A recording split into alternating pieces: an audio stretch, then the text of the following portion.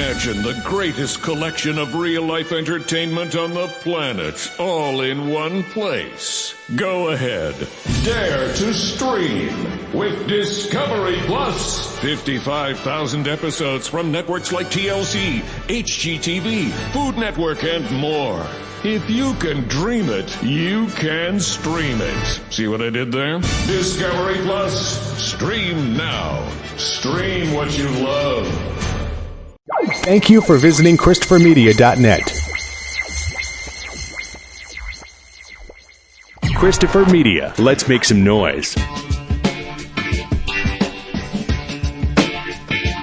From Asthma Core Studios near Detroit, Michigan.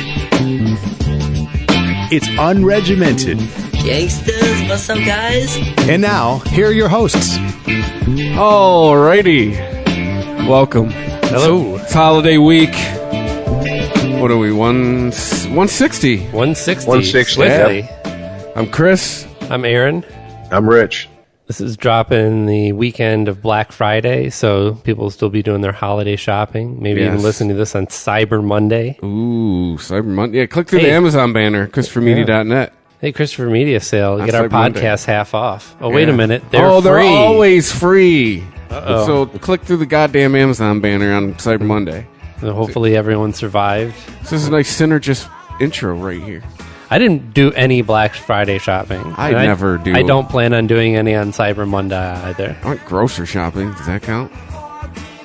Yeah, I went to the Kroger, definitely. Yeah. See, I was debating whether to go to Kroger today, and I just said it's probably going to be a fucking zoo, so I didn't. As someone who went, I should have. On someone who went on Wednesday and today, two different days. Today I could have rolled a bowling ball down the fucking aisle. Really, I went middle of that store. Wednesday, good lord. I didn't go today. I actually went on Thursday. Oh, On they Thursday were open? at 3:30. Yeah, they closed at 5. The place was pretty reasonable. I went super at packed. about 6 o'clock on the day Wednesday. You can't tell what anything's going to be like anymore. I mean, everyone's got a Black Friday sale. It's every The dispensary I went to today had a Black Friday sale going on. right. It was nice, 15% off. It's pretty much become standard part of American culture at this point. There's Black Friday, and I mean, because 15 years ago, it was, 10 years ago, whatever, it was Black Friday, and then, like we mentioned earlier, before we started broadcasting, Cyber Monday. Now it's like, do they even presume for you to show up at the store anymore? Because it seems like everything's online. It's at the store as far as offers go. Yeah. What I want to know is, this would have been a joke last year, but this year, now it's an observation. How many years are we out from Black Friday being termed as a pejorative? Because black is giving a negative connotation. We don't want to associate the word black with anything. I'm not being dead serious now. Yeah. Last year, this had been a joke. But if you're doing the books, it's a positive connotation. It's a lot better than red. Oh, I see what you're saying. Well, then the Native that's Americans are going to get involved. And listen, why is being in the red something negative? You know,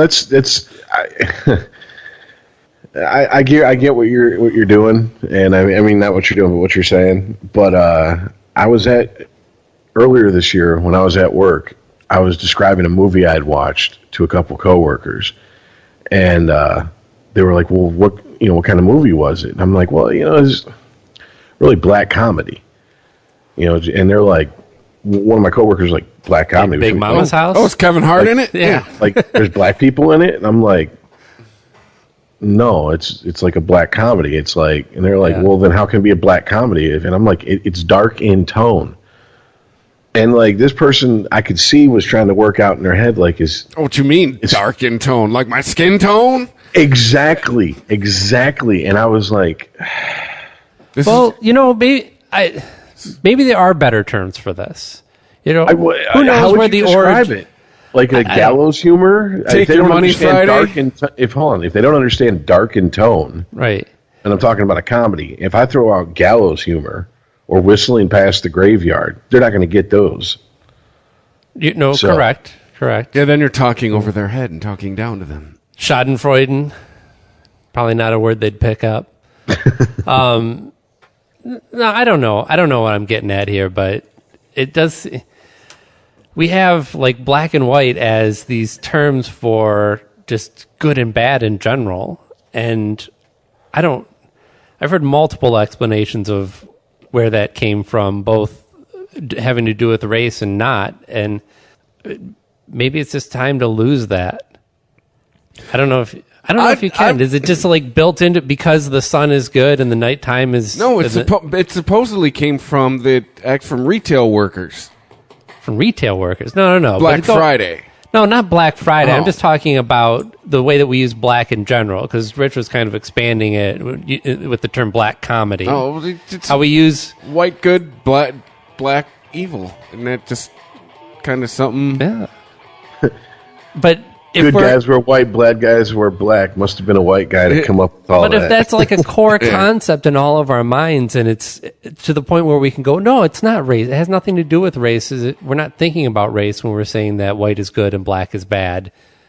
But if that's so pervasive in our society, maybe that honestly is one of those things that should change in order for us to grow as a society. I don't know. Just not trying to be a social justice warrior. I think you're really overthinking it there, Chief. I'm right on the precipice of it, but I don't know. The more universal these concepts are, certainly, the harder they are to change, but they have a lot more meaning to them than we understand most times. That's all I'm saying. Wow, man. I understand, but once again, I have to always go back to what I always go back to. Words have more than one definition. Yes, but words have meaning, to different people. I understand that, but if I say, it's like if I'm having a conversation with someone, and this is a pet peeve I have I've had pretty much all my life. If I'm having a conversation with someone and I use a word that they don't understand, and they look at me and go, "What the fuck are you talking about? What are you, stupid?" And I'm like, because you don't understand the definition of a word, I'm stupid? I don't... That's irritating as a motherfucker to me. And it's like, look, I can't help that you're uneducated. Well, you should have paid attention in English class. I've always been in the club of words have the power you assign to them. I've always been a bit of a grammar Nazi myself. But there seems to be two different types of linguists out there. Ones who are purists and understand that it can adapt for certain styles or depending on who you're talking to, and others that these language rules aren't really rules at all. These are guidelines to help us, but if the main point of communication, of using these words, is communication, then as long as the point gets across, then it is correct. There's no such thing as being grammatically incorrect. There's outside of the grammatical guidelines. And I'm really starting to lean more that way.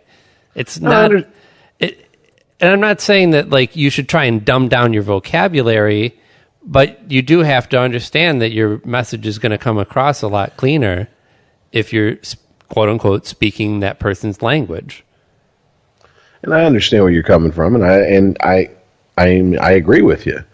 My thing is, okay, maybe it's not necessarily that they don't understand. Like if I use a word and they don't understand what the word means, it's not that they don't understand what the word means. It's the fact that they resent, or not resent. It's the fact that they try to these type person I'm talking about is the type person who's going to go, "I don't understand what you just said, so you're stupid." And it's like, well, if someone says something and I don't understand it, I ask them to explain themselves. I don't automatically default to, "You're stupid." And it's like, maybe that's my problem. My problem is I resent the fact that their lack of curiosity. And that's on me. This is symptomatic of a greater problem that a lot of people have, it seems like, especially in this country, of if I don't understand it, it's not worth knowing. So if I don't understand that word that you're using, then rather than say, what does that word mean? Like, I've asked people flat out, like, what they... certainly in some situations, you might feel too embarrassed to ask the person what the word means or for some clarification. Usually you don't even have to ask for a definition, you can just ask for clarification, knowing the word in context, and then you can glean the information from that. I tell you the truth, I'm a little confused by your tactics. Yeah, I'm gonna keep acting tough until I figure it out. All right. Well, I remember watching the extended or uncut or director's cut, whatever it's called, version of 40-Year-Old Virgin, and the scene where Kevin Hart comes in and he's talking to the salesman, and the salesman says something to him. I can't remember the exact quote, and he goes, "Okay, now you throwing big words at me, and since I don't understand what they mean, I'm gonna take it as disrespect." Yes, I started laughing my ass off. That was one of the funniest I've been lines. as someone in that exact situation, as someone who's from this area, yes, absolutely. I've talked to that dude like several times. Oh shit. Wait. All right, well, since we're talking about here it is. I'm also going to need that extended warranty on it for the price of on the house. That I can't do. And don't be a Negro, be my nigga. All right, help me out. Hold. What? I ain't nobody's nigga. What's that other actor's name again? Somebody Romney Malco. That's it. Now you being condescending. See, you That dude's fucking crazy, Just move like in a really good way. Okay, well, So check this out. First of all, you throwing too many big words at me. Okay, now, because I don't understand them, I'm going to take them as disrespect. Watch your mouth and help me with the sale. Now you found yourself a nigga. You was looking for a nigga? Nigga here now. See? What'd you say is Romney? What's his name? Romney Malco? Romney and Malcolm. I've used a modified version of his line before when I'm fucking with people and they're like, you're an asshole. I'm like, oh, you want an asshole? Asshole here now. Yeah. Well, I didn't mean to get off on a whole language tangent. I was just the argument for changing the way that we use black and white, I think, is a more reasonable debate than what color Starbucks' cups are. No way, man. It's light and dark. You as a Star Wars fan, I think you would appreciate that. Yeah. See, there you that's go your again. balance in the universe, son. Yeah. You got a light side and a dark side. All right. Well, wasn't it Malcolm X where when he was in prison? It was basically a hodgepodge of characters all mixed into one. The guy who introduced him to Islam in prison, but he was like, sit down and read the dictionary. And he's like, now look up the word white, and it's like pure as the drip, pure, unsullied, etc., etc. And he goes, okay, now look up the word black, and it's like the absent of light,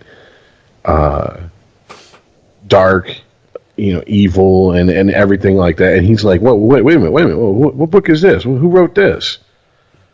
And it's like, so in that aspect, I get it, but also once again, there's like 12 definitions that they listed in that movie for each word.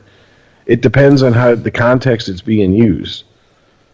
And honestly, the context of the person, not the context, but the context of a word being used can be lost on a person who's looking at it from one point of view. Hey, man, this is 2016. The year context died. If you trace back, though, it's not so much that we use these terms for certain races, that we're so lazy about identifying things that, for some reason, even though I've never seen a pure white person, we are white people, just like I've never seen a pure black person by definition, but there are black people. Something that's going to fuck you up. I went to school with an albino black person. I swear to fucking God. But they weren't pure. Even an albino has some color to them. And everyone who's making jokes out there, oh, wasn't that a white guy? No, straight up. It was a black person who had albinoism. I believe that's the correct term.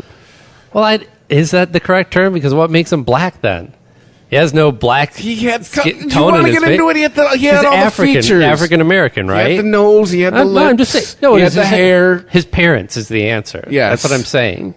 It's the fact that we're so lazy as to just go, okay, these are black people, these are white people, and you're correct. Fine, if we're gonna parse language on me, yes, I saw an albino African American. I went to school with one. Yes. Well, speaking of white people and black people, I'm not trying to come at this from a social justice warrior stance. I'm really not. I'm not saying like we have to change this or this is what's wrong with our society. I'm coming at this more from a linguist mentality. You're making a safe space upstairs, aren't you? I'm just trying to figure out, how we use these terms and why. That's all. Oh, I got you. But I guess we should get our. It appears to be it's going to be a weekly occurrence of what the fuck is going on in this country as far as news out of the way.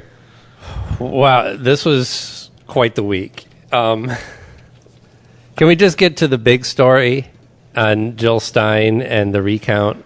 That's so ridiculous. Care to expand on that? It's the end. It's ridiculous. What's ridiculous? You're calling for a recount. We're going to be getting into almost a month after the election here, and we're calling for a recount.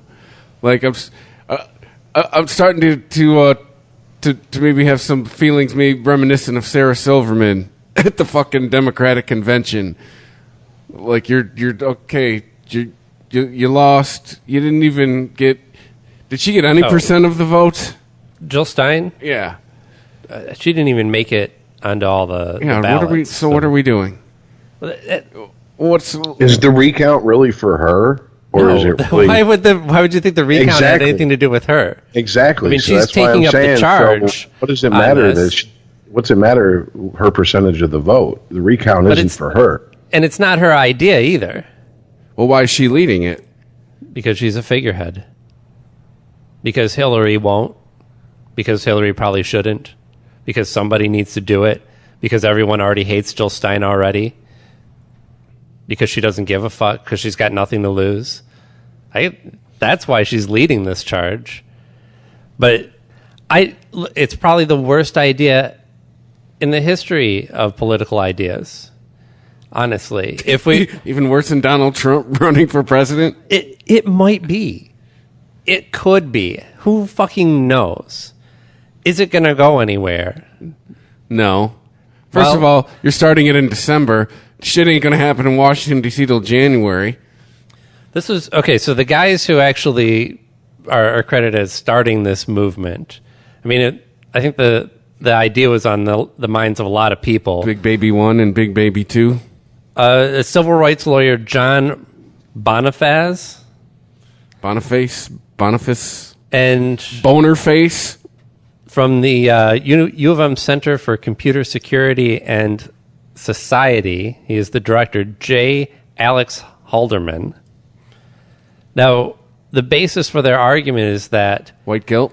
In these three states, ours being one of them, Michigan, Pennsylvania, and Wisconsin, the vote was extremely close, within the margin that a recount could be asked for under any circumstances. But on top of that, there does seem to be evidence of tampering with the actual voting machines. We're not talking about, news stories on RT or people's Facebook news feeds trying to sway the election. They're actually talking about actual tampering of election results from Russia. Now, it's up for debate as to whether the information they have really means... On our paper-based voting system? Computer-based. These are all computer-based. I voted on a piece of paper. I don't know about you.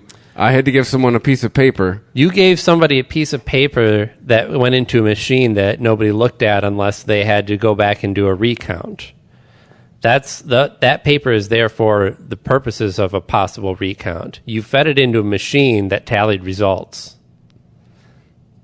Okay, well... So that's where the tampering can be. You fed it into a machine that looks like the copy machine from when you're in elementary school. Okay, so to go back Not even current technology. To go back to what you said, Who are we talking about? Jill Stein? What you said, what you just said about how the percentage was within the percentage to ask for a recount. Well, do you want the numbers real quick because I have them here? Yeah. Michigan 0.3% difference in the vote. Wisconsin 0.7%. Pennsylvania 1.2. Two of those under 1%. lead in the votes. So, but I think if the person who lost isn't asking, what are we doing here? If the person who lost isn't asking for it, decides because it's political game plan. No, there's a lot of people that are asking for it. I mean, how could she? You think that she doesn't want it? Gore had no problem asking for one in 2000. Yeah, I think under reasonable circumstances. Well, first of all, after 2000, wasn't there, if not a law, wasn't there, well, I guess it would have to be a law, put on the books that if it's close, under a certain percentage, automatically there's a recount? I believe so, but I am not... So then if it's not within that, is this another couple of big babies? Like, trust me, I'm not a fan of the results, but... It doesn't fall into automatic recount. It falls into... I mean, there has to be a margin in there. You can't have a 20% difference in the vote and call for a recount. It's obviously not ever going to come out in your favor. But there's also a margin in there where you can ask for a recount. I thought, and I'm just pulling this out of my ass, I thought it was under like 3%. So if that is true, I mean, and this is according to, again, Alex Halderman. We'll just call him Alderman. Or You don't really pronounce the H on it, do you? It's not Halderman. You read his name second. Alderman. I referred him as Big Baby number 2. Right.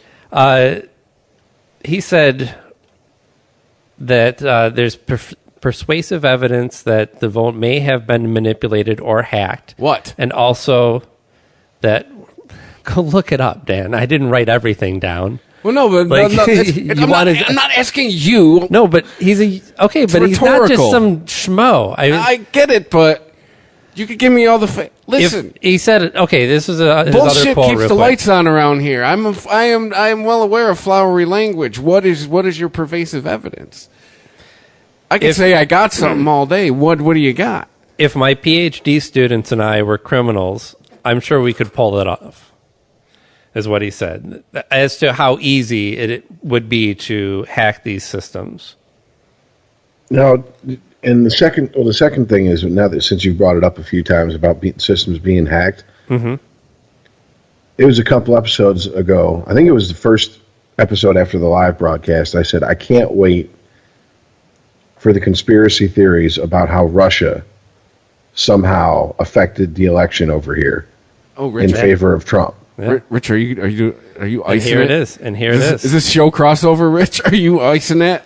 Okay. This isn't icing it. I just saw this coming because there was way too much mention of Putin, and even the mainstream media was like, why is Trump so comfortable with Putin when anybody who basically gives him what he thinks is a dirty look, he wants to wipe off the face of the earth, yet he's so comfortable with Putin and all his shit. And I'm just like, how long until someone draws a line between that, whether that's a real or imagined line?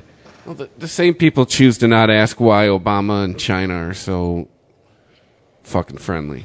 We do this all day. But do you see what I'm saying? Yeah, that's exactly what you're saying. Here's some other quick stats for you. Each one of these states has a deadline, which is coming up soon. Now, Wisconsin was actually the day of recording this, the 25th, and Jill Stein did indeed file. She's raised $3 million towards this effort to file in each one of these states because it costs money for the recount, and it would be very difficult to ask the voters to pay for that. So she crowdfunded $3 million, filed in Wisconsin today, which means she has until the 28th to file in Pennsylvania and the 30th to file in Michigan, which sounds like it's going to happen because it sounds like she has the funds for it. So this recount looks like it is actually going to occur, unless there's some considerable effort to intervene on Trump's team. I don't know what that would look like, but I'm sure they would figure it out. Okay, here's how I feel. If it's within her right, and it is, yeah. It's not against the law to ask for a recount. She's not asking for laws to be rewritten at the last minute and for a special case scenario. Then hey, more power to her. That's how this country works. That's what I'm saying, but she doesn't have anything to lose. Okay, how She many has actual people have, possible gain just because she's an outsider calling out the established system as it is. And if she wins this, she's going to be a fucking hero. That's what I'm saying. I mean, it's how many times have we ever heard, mostly through television and movies, but I mean, you know, a loophole or a technicality got somebody off, or you know, it allowed someone to walk away from a charge that they should have been convicted of because something, you know, in the chain of evidence or whatever fucking, you know, trope they use to move the story forward. How many times does that happen? Okay, it's a cliche, but cliches are based on a grain of truth. It's because they do fucking happen. And if it's within her right, and the people who are putting their own money up, and it's not coming out of the public's money, which to me is stupid because the election is what? The people voting. So if there needs to be a recount, why did the people have to fund that shit? No, absolutely. Yeah, that's why she has to raise the funds. Okay, well, I don't see the problem. I mean, you can call it, you know, sore loser, being red-assed, whatever you want to call it, fine. But if it's within our rights, believe me, if you were standing in front of a judge and you had a choice between either getting convicted of something and doing 5 years or exercising your rights that would make you look like a crybaby, call me a fucking crybaby and I won't be in prison for 5 Find some years. loophole to get you out. Exactly. The word loophole seems to be thrown around a lot more lately. I don't know if that's my imagination or not. And I actually... as much as the word normalize? No, probably not, actually. That's the new buzzword for the last 3 weeks, I've noticed. A quick aside, I came across the word in what I found a very amusing context. Some spam ad for, you know, you've seen these, you can get like a set of videos or a book that'll teach you how to get with any woman. You know, or the Tom Cruise's character in Magnolia. Respect the cock. Like pickup artist type guys? that type of shit. And this was but the video kept talking about that you'll find out, the information that you'll find out is this strange loophole that allows you to sleep with women. And it kept talking about a loophole, and I'm like, what, do you think they're fucking robots? Like, you found or work around in their programming? Like, all you have to do is like say these 3 command words and they automatically start sucking your dick. I have money. How does anyone figure that you get to somebody through a loophole? Like, I figured out a loophole to get any job that I want. Wait a minute, maybe Trump figured that out. I mean, I'm not going to say all women, but there is a percentage of women that Chris hit it on the head. Yeah. Have an ATM statement with 7 figures in there before the decimal point, and give them your number on the back of it. Yeah. Tom Leykis used to say, pick up, when you go to ATM, look through all the receipts people left behind and take the one with the biggest balance. Now, this special loophole called being filthy rich will allow you to sleep with any woman. I'm not going to say any, but there's a percentage, and I'm not going to even say the percentage because no matter what, it's going to be wrong. If I say a percentage is too low, someone's going to be pissed. If I say it's too high, they're going to be pissed. So just fill in the blank yourself. But let's be honest here. It's the truth. It's just like no matter how crazy a chick is, no matter how much bullshit she brings to the table, if she's hot enough, there's a percentage of guys that'll put up with that just to fuck a hot chick. It's just the way we're wired. You don't take it up with Mother Nature. Don't bitch at us for pointing out the fact that happens from time to time. I think I heard Adam Carolla say is this week or last week when you ever hear somebody describe their wife or their girlfriend. Oh, she's cute, she's smart, she's funny, she's got a great rack. He's like, all right. She's like, you should just led with great rack. He's like, everything else you're gilding the lily. Just tell the truth. He also said that you can't be a 10 if you don't have double D's. Like who, Corolla? Yeah, he's C cups. It is impossible for a C cup to be a 10. They can be a 9 or a 9.5, but they cannot be a 10 without D's. And I was like, that's outrageous. I guess we know he's a tit man. I've seen women with like almost no tits that I would still rate as a 10. See, no. See, and I'm kind of with that there. Really? Like it's all subjective. I mean, as far as what you consider a 10 or not. But I mean, we had to get to rating women at some point in this a beautiful woman is to one person could be another person's. You could be a 10 with your clothes on, but you take off your shirt and look like a 12-year-old boy. You're definitely back some guys like that. Some guys like that very petite. I like it all. I have friends who like their women rather robust. So, in conclusion, Recount good or bad for the country? Good or bad for the country? To bring us back to the subject. Good or bad for the country? If it's allowed and everybody's going through proper channels, then it needs to happen, I guess. Here's another fun fact for you. I think the year 2000 taught us if the machine's in motion, they're going to make the results swing their way. Hillary is up 2 million votes, over 2 million votes over Donald Trump in the popular vote. Yeah, they're all vote. from California, though. Well, on top of that, a lot of people... Okay, Electoral College. Yeah. Yeah, that's the other one. Is it broken? No. Is it a broken system? It worked all... Does it still apply? No. Yes, it still applies. Yeah. It's not broken. We only started thinking it was broken until the things that we learned about in high school government class that we learned there was a small percentage of actually started happening. Mm-hmm. It took till 2000 for it to happen. When I started paying attention to this shit... It's happened now 5 times in the history of the Electoral College. My argument against people who want it abolished will always be the same thing. Do you just want L.A., New York, and Chicago to take turns electing the president? Because that's what will fucking happen if you get rid of the Electoral College. In my 20s, I thought Electoral College is stupid, and all votes should matter towards one vote for president. And then in my 30s, I thought, no, I guess that the founding fathers were actually smart, and they realized that a lot of people just don't pay attention and vote ignorantly. And because of people's stupidity and their voting choices, the Electoral College is there to make sure that people don't elect total idiots to office. And now you're in your 40s. Now where does that leave me? Yeah, I know, right? So I'm really confused. I don't know how I feel about the Electoral College. There's no Electoral College. If you were run for president, you would just pretty much wear down your campaign trail would be L.A., New York, Chicago. L.A., New York, Chicago. You would just go where all the most people are clustered together and try to get all their votes. That's all you would have to do. But it's about 6 states instead of 3 then. There's still states that don't see the candidates. Yeah, I'm sure Wyoming gets maybe a campaign stop, if that. No, if you're not considered a swing state, you weren't visited in this last cycle, period. Well, because if you look at electoral maps throughout the years, it's the same thing always happens.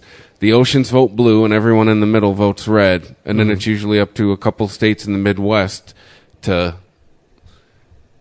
decide the election. But you're right. The major concept there as to what, and the argument for keeping it, is that it keeps major cities from dominating elections because of their concentrated population. Yeah, it's where the most people are clustered together is just where you would have to campaign. That's it. Just get the big clusters votes and you'll win. All right. Well, I don't know. How do you guys feel about this? Have we said as much as we needed to say on the possible recount? Look, the way I look at it, if it's, like I said, if it's not asking for things to be changed, laws, standards, and practice, whatever. Right. Just because they don't like the outcome, if they're actually going through channels that have been there and they're doing it the right way, let them do the recount. Do I agree with Chris? Yes, my cynical side agrees with Chris. No matter what, no matter if it comes out that she actually won enough electoral, won enough votes, she would have to get all 3 of these states. Okay, even if she did, they're not going to reverse themselves. This country's built on this. No, it would be unprecedented for a representative of the state to go against the popular vote. If it does change if the outcome changes the popular vote, it would be expected that the representatives from those states would change their votes to coincide with that, or to reflect that, I should say. And then that would start a ton of shit, because automatically, right or wrong, the people who are for Trump would go, she conceded. Basically, she gave up by conceding. She threw the towel in. You can't unconcede.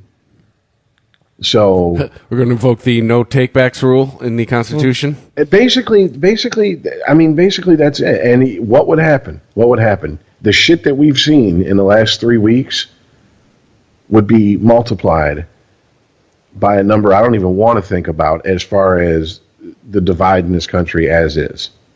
Right. Now, because we've proven that no one's a good loser in this country, and we definitely aren't good winners.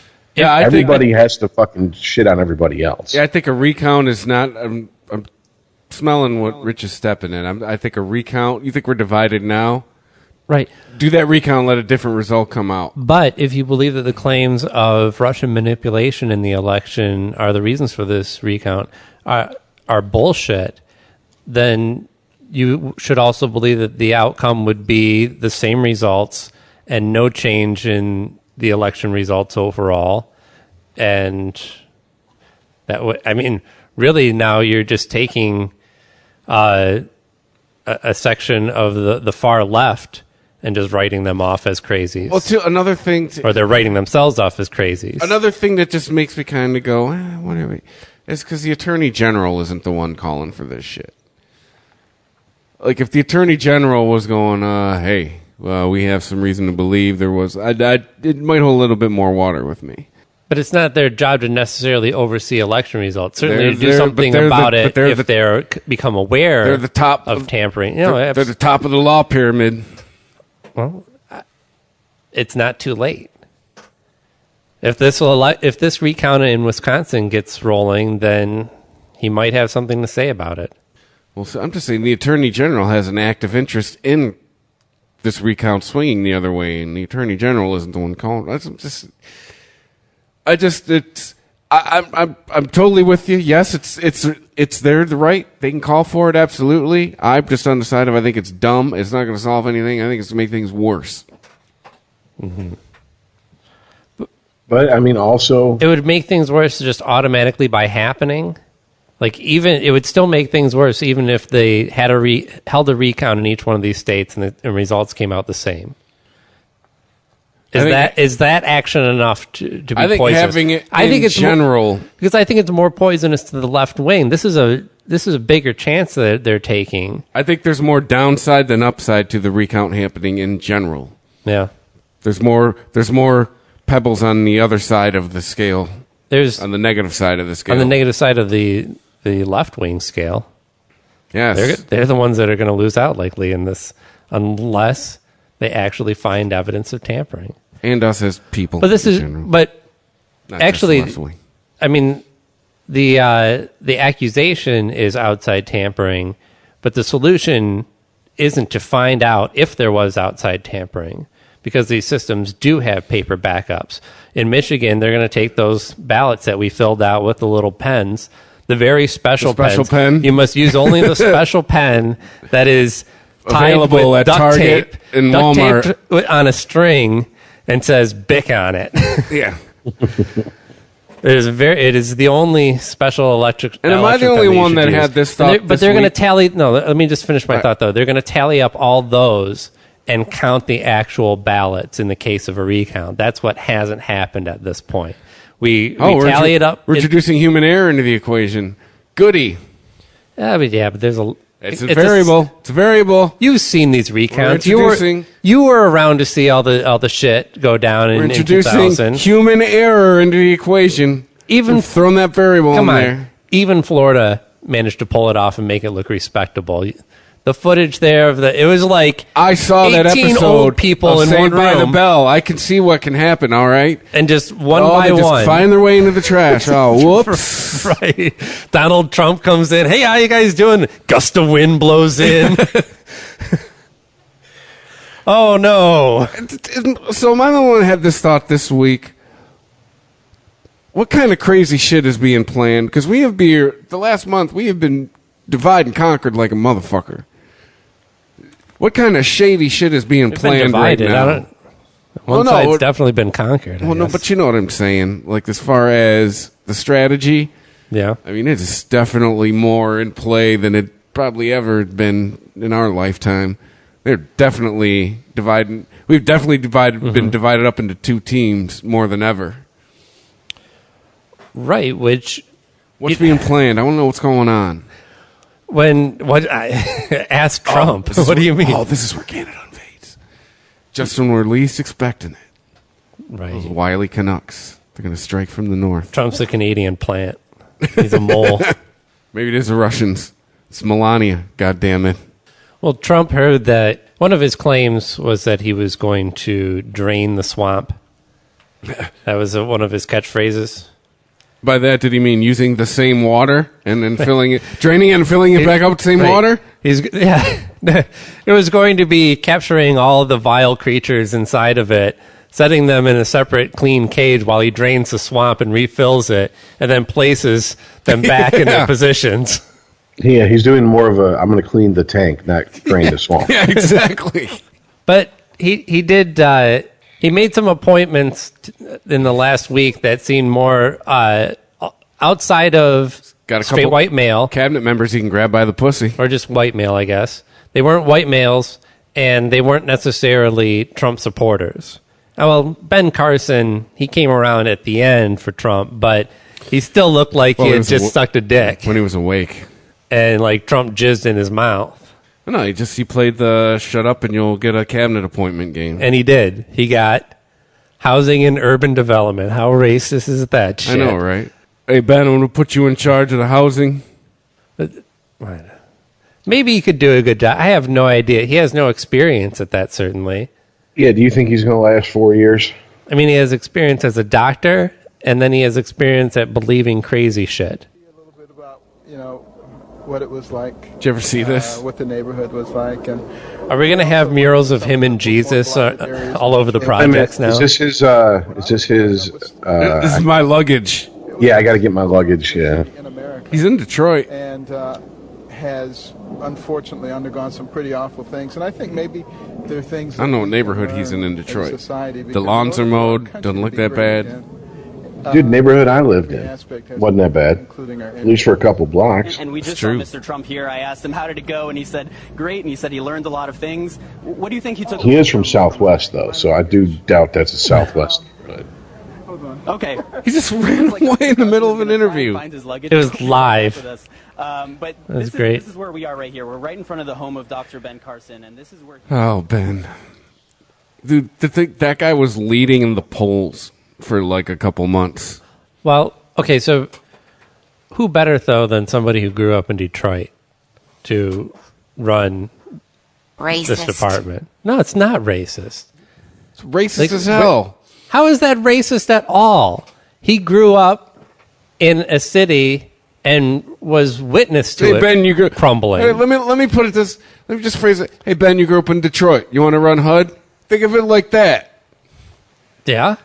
Or you grew up in, because Detroit, okay, or Cleveland. Those are the two big cities that in recent times we have seen fall considerably in the last 50 years. Why not pick somebody from one of those to figure out how to solve the issue of affordable housing for low-income people? I'm not saying it's because he's black. Yeah, but we've solved the issue because he's from Detroit. He could be white and from Detroit and still have the same experience. We have solved the issue for affordable housing for low-income people. Oh, we did? We heard them all into fucking bombed out, looking like post-World War II Berlin-looking cities. Right. Give them shitty schools we give them standards that they can't adhere to because we won't pay teachers enough to actually get good teachers in there. So then the state will come in, take over the schools. Yeah, and then no one will want to live there, and it'll be really low-cost housing. Right. There's going to be tons of low-cost housing after I deport all of these illegal immigrants, put the rest of the poor in prison, and there's going to be plenty of room. It's going to be gorgeous. I don't know. I'm just in a really cynical mood tonight, but I mean, it's just like all this shit. I mean, the recount, everything, like Trump's appointments. I'm just like, does it even fucking matter? I almost feel like this shit's already been decided somewhere. Like this is all just political theater for our benefit. So we feel like that there's actually like a process when it's already been decided. And I know that's super cynical, but it's just... No, I think the funniest joke that Dave Chappelle had on his opening monologue, excuse me, on SNL, was one that he just kind of snuck in, actually, when Trump was meeting Obama in the Oval Office, and he was playing Obama, kind of like chuckling at him. And but he says, "Have you met the aliens?" Yeah. And... We're talking about, Dave, this could be a tough job. He's like, yeah, well, at least you have to be white while doing it. Right, yeah. He says, you haven't even met the aliens yet. Yeah. But to me, that joke does kind of hint at what you're saying, Rich. There's always something going on in the background. Like, you're never getting the full story. Which, I don't know. Am I right? We've talked about since Trump became a serious contender.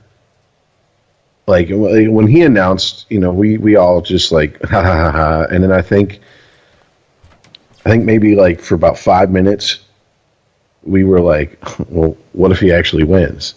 And then we just kind of looked at each other and we're like, no, that could never happen. Okay, well, the outsider won, and what I've learned is the outsider. Doesn't matter how outside the system you are. Once you're in the system, it assimilates you. And what that tells me is one of two things. He was never an outsider in the system. Mm-hmm. Or there's no way to penetrate the system. The system is bulletproof. Right. It's like trying to sneak into a Borg hideout. Exactly. For a super nerdy way to put it, yeah. It's just... I don't know. They don't have hideouts, do they? They would have like a spaceship. They definitely hide out on it.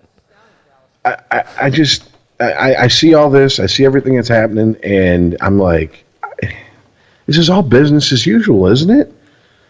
I mean, the fear mongering is there, and we've stirred the pot on the left enough to get everybody who needs to be upset, and we've placated people on the right enough to get them to shut up, and then it's just back to business as usual. It's the exact opposite side of the coin of when Obama was elected. Well, I mean, Chris, you brought up the thing with Russia and tampering with the votes, and I said, well, I found it funny that during the presidential debate, Trump's up there as comfortable as he was talking about Putin and just kind of having this cavalier attitude about it. And Chris goes, well, you can say the same thing about Trump and China, or Obama and China. Okay, well, if that's the case, like I said, what are we doing here? We're basically voting on a new skin for the character that plays president. That's it. I mean, are things really going to change that much? Well, I can tell you this, that while I can't completely disagree with you, I do think that thinking is dangerous, because if you start believing that you can never know the truth about what's going on in your own government, then you stop searching for the truth. And when you stop searching for the truth, you are giving yourself over to being controlled by other people's decisions. So it may be futile, but it's really the only way. And I mean, I understand that. And like I said, it's just, maybe it's the mood I'm in today. I don't know. It's just, I'm extra cynical today. Make me surly. I mean, it just happens. I mean, catch me next episode. I might be a little bit more optimistic about our future, but it's just like, it's the same shit. Like, everybody was like, you guys had to have seen the articles. We talked about it a little bit on a past episode about people worried about going home for Thanksgiving because all hell was going to break loose because of political discussion. Thanksgiving came and went, and it was the same as every other fucking year. Yeah, I don't think. I think that was definitely. Yeah, that was, it did not come up at mine. Yeah, I think that's how it went down in a lot of families. Thanksgiving, Black Friday came and people were still lined up, like they're handing out free livers out, outside of an AA fucking meeting. I did like Bill Burr's take on it. He's like, everybody's freaking out. He's like, what, did Obama call you at any time in the last 8 years? Did he ever come over and make you a sandwich? No, you did that shit. You did that, yeah. Exactly. I mean, I don't know. The things that I guess like concern me and weigh on my mind aren't necessarily the things that a lot of people were talking about. Well, and because it was a week straight of what the fuck happened at Hamilton. I think people are still talking about that. I mean, we were talking about this last episode about Mike Pence getting booed at Hamilton. Okay, and that's not even the worst thing that's happened to a president or a vice president at a fucking play. Okay, let's be honest. So besides that, Mrs. Lincoln, how was the show? Well, it was the least important story coming out of what's happening with our new president and his administration that he's picking out. Exactly, but that is what we apparently want. Hey, look as over society. here. It's like a photographer taking a picture of a 2-year-old, and they're waving a giant dog over here. Hey, everybody, look over here. Yep. I've goofed on people from the left for their hashtag activism. I can't let the people on the right go. The whole boycott Hamilton. Shut the fuck up. It's bullshit. It's a bullshit news story. Hamilton. It's a fluff news story that you people are now obsessed with. Or boycott Target. People are trying to get together a boycott of Target. I don't know if you guys have come across this one. Because it sucks. Well, no, because didn't they do this Target, the transgendered bathroom thing? Yeah, that was one of them. I think that was the major reason for their boycott. I saw the perfect solution to the bathroom problem in Portland when I went there on vacation. It was some diner, but it just had 2 bathrooms, and they were both just labeled as restroom. Yeah. And that was it. Yeah, when I go to Kroger. Brilliant! There you go. At Kroger, they have 2 restrooms that are family restrooms, and have those switch knobs where it turns to clearly occupied, in red when somebody locks the door. And that's all we need. I think it was Jay that said this, like, way back. He was like, single occupant bathrooms, problem solved. Yeah, just leads to everyone pees on their own now. No, but when you implement it as a law and make everyone require, even small businesses to, every bar's now got to whatever. Every small business has got to make accommodation to people in wheelchairs. But it wouldn't be that hard either. I mean, you might have one really big bathroom, but make it all just take out everything but one toilet and one urinal. And well, what would happen? What would happen is places who weren't legally obligated to have a bathroom for the public would just stop offering a public bathroom. Yeah, but that's not that many, is it? That's happened in a lot of places. I mean, you remember, it used to be a big joke. You go to the gas station, you ask to use the bathroom, and they hand you a key attached to a hubcap. That doesn't happen anymore. Yeah, now we don't have a bathroom. Yeah. Well, where the fuck do you go to the bathroom? The employee bathroom, but we don't have a public bathroom. I blame us. I've worked pizza restaurants that have sit-down tables for people to eat at that we don't have a public bathroom. I blame us, and not the 3 of us. Us, the royal us, the collective us. You know what this is? Is we couldn't act right, so now everyone has to suffer. This is like some asshole at school fucking up something for everybody else. We had a good system going. Yeah, we couldn't act right, so now. Yeah, this is the private pile from Full Metal Jacket. We're all doing push-ups for his jelly donut in his Foot Locker. Yeah, that's what this is. I mean, what? Do any of these boycotts really do anything? No, that's what I'm saying. I've seen one video of some fucking shops at Target bothered by their stance on their public restrooms. Then don't shop at Target. No. Hold on, you're misunderstanding my statement. I'm just saying to them. Back it up, dude. I'm talking about does this protest do anything when everyone who already shops there doesn't have any problem with the policies? I don't think anyone who is a Target shopper is going to read this and go, wait a minute, what? Yeah, I'm down for this protest. It's not going to affect their business at all. No, I'm speaking to the people starting the protest. Like, you don't... Guess what? We're not a communist country yet. We keep fucking all these regulations. We're going to be, because we're going to have 4 companies. But right now, you have a choice. You don't have to go to Target. Why do you have to organize a boycott? You don't agree with Target? Right. Don't shop there. You don't agree with Hobby Lobby? Don't shop there. You don't agree with Chick-fil-A? Don't eat there. Why do we have to... Right. But yet, if somebody called for a boycott of the baker who refused to make the cake for the gay wedding, hey, guess what? That would be out of line in their eyes. If you're in San Francisco, guess what? You're not going to last another. That's his religious freedom. You're not going to last another 3 months if you don't want to make cakes for gay people. That's your right. But go ahead. Word's going to get out in the community, and you're not. No one's going to ask you to make cakes anymore. How does what happens in San Francisco affect the rest of the U.S.? No, I'm saying I'm using it as an example. Like if you don't want to make. I'm saying if the word gets out in the community, boycott or not, the community's going to make its decision. I was listening to another podcast. I was listening to another podcast. They used to be on terrestrial radio. Now they do a podcast. And they were talking about the problems they had with the FCC.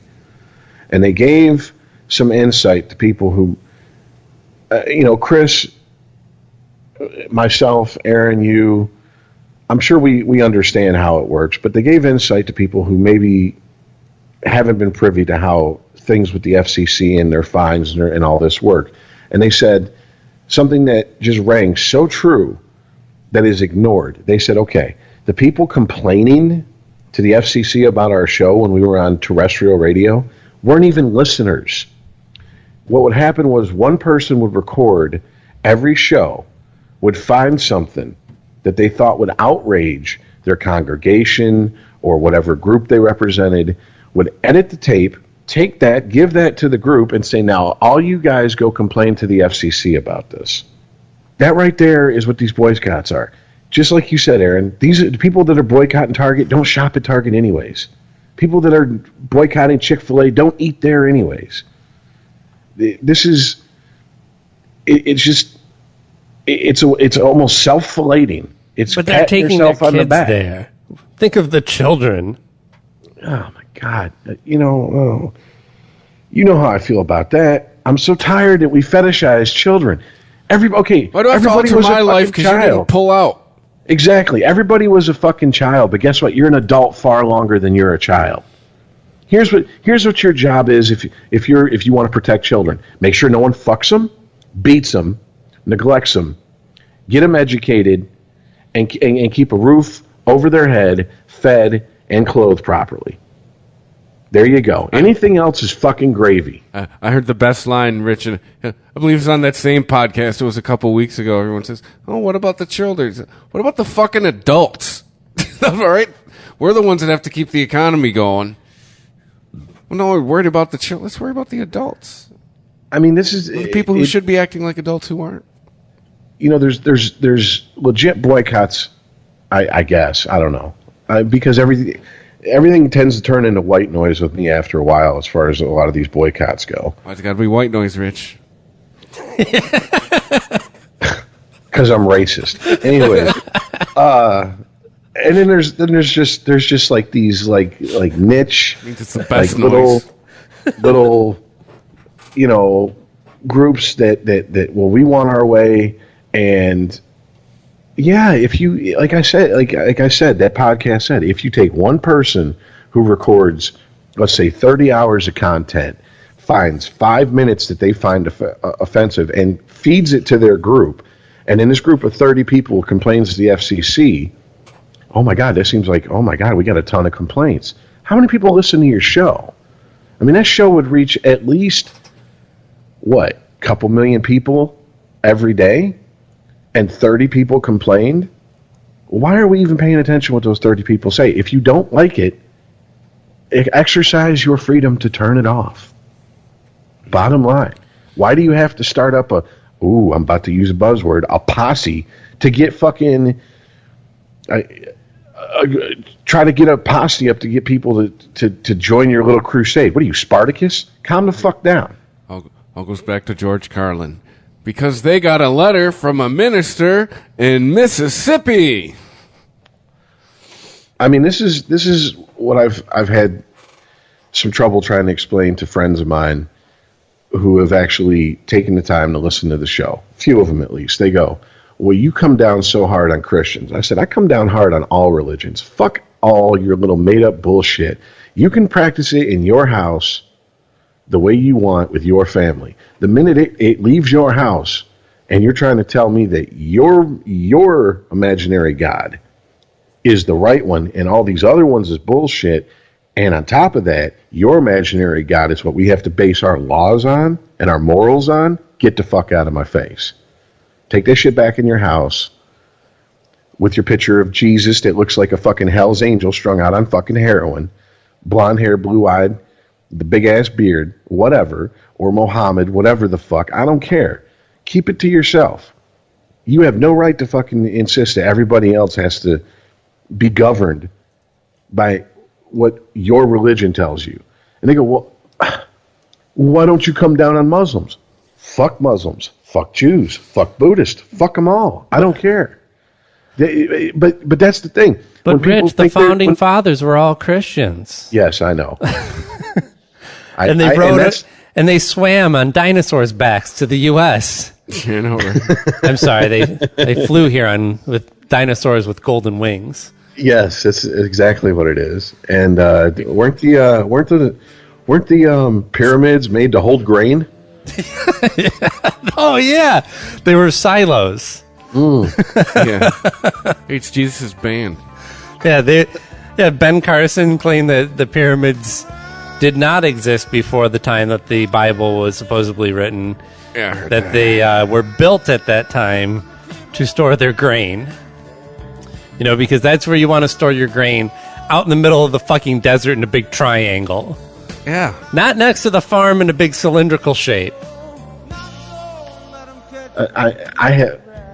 There's just way too many special interest groups from all walks of life, from all sides of the political spectrum, from the entire line of the political spectrum, who have way too much influence and say on what the fuck happens. Mm-hmm. I'm sorry. If you're a percentage... But Rich, you're sounding like a Trump voter. Really? Yes. Okay. No, I mean, I understand that you're not coming at it from the same perspective, but that is the same argument that Trump voters have. That we're giving in to special interests and not paying attention to what the majority of this country actually wants. It's just, I'm not saying that you have the same wants and ideas for your country as Trump supporters do, but there's an argument to be made for both sides, just not if you support racism or fascism. How many times has he been called a populist candidate? Same thing Bernie Sanders was called. Mm-hmm. Okay, well, maybe that's... I don't know. Maybe we wanted a candidate who listens to the people, and now be careful what you ask for. Well, the problem is that Trump is going to listen to people who want to hear what he has to say, and that's it. All right, and I think, and I've really, I don't think I've expressed this opinion on this podcast in the little over 2 years I've been on it, but that's one of the things I think Obama really fucked up with. Obama tried to play it way too much with too many issues about, well, okay, I'll bend on this, and I'll bend on this, and I'll give in on this, and I'll give in. Bush didn't do that. He got shit done. Argue with his means and how he went about doing it. But we went to Iraq. And we fought on that lie. Well, I mean, he did. Bush's administration reached over the aisle quite a bit. Only when they grabbed a hold of something, it was usually somebody's arm that they were bending behind their back. They basically, threatened people on the other side with, I don't know, whatever leverage they might have over them. I mean, healthcare started out as something that was supposed to be okay, we're going to start with single payer, and we're going to modify from that. The seed of the idea is single payer, and we're going to modify from there. And it ended up being Romney Care. What a Republican governor who ran for president implemented in his own state, and then years later when he ran for president against Obama was shitting all over it. And it was the exact same fucking thing that he had implemented in his state. And what's it done? It's just record profits for the insurance company. Medication prices have not come down. In fact, they've done quite the opposite. I mean, we don't even negotiate with companies about medication prices. We just, okay, this is what we got to pay. All right, there you go. There you go. Really? Really? Have you ever filed an insurance claim on a car? They're deal with an adjuster sometime. They're going to argue every little fucking thing they can. But we as a people, whether it be Medicare or Obamacare or, the Affordable Care Act, or if you're paying out of pocket, you just pay what they're fucking told. Why? Because there's really no place else to go. And it wasn't that the point of what he was trying to bring across. He was trying to make a competitive marketplace so people could shop around and get better prices. Where is that? That's 8 years later. Where is it? How many times is it's there, but it's not competitive? That's what I'm saying. Now, you can't tell me he didn't compromise on his original vision, because the final product is nowhere near what he said. I'm paying twice as much as I was before this thing went into effect. Well, the argument is that insurance is going to go up anyways, which, I mean, it's always going to go up. Premiums are going to constantly increase. No, it gave him an excuse to do it quicker. That's what the insurance companies are falling back on. Obamacare, it's crazy. Your rates are going up. Let me finish my sentence, though. Premiums were going to increase anyways. This is the argument for Obamacare. But they didn't increase as much because of Obamacare.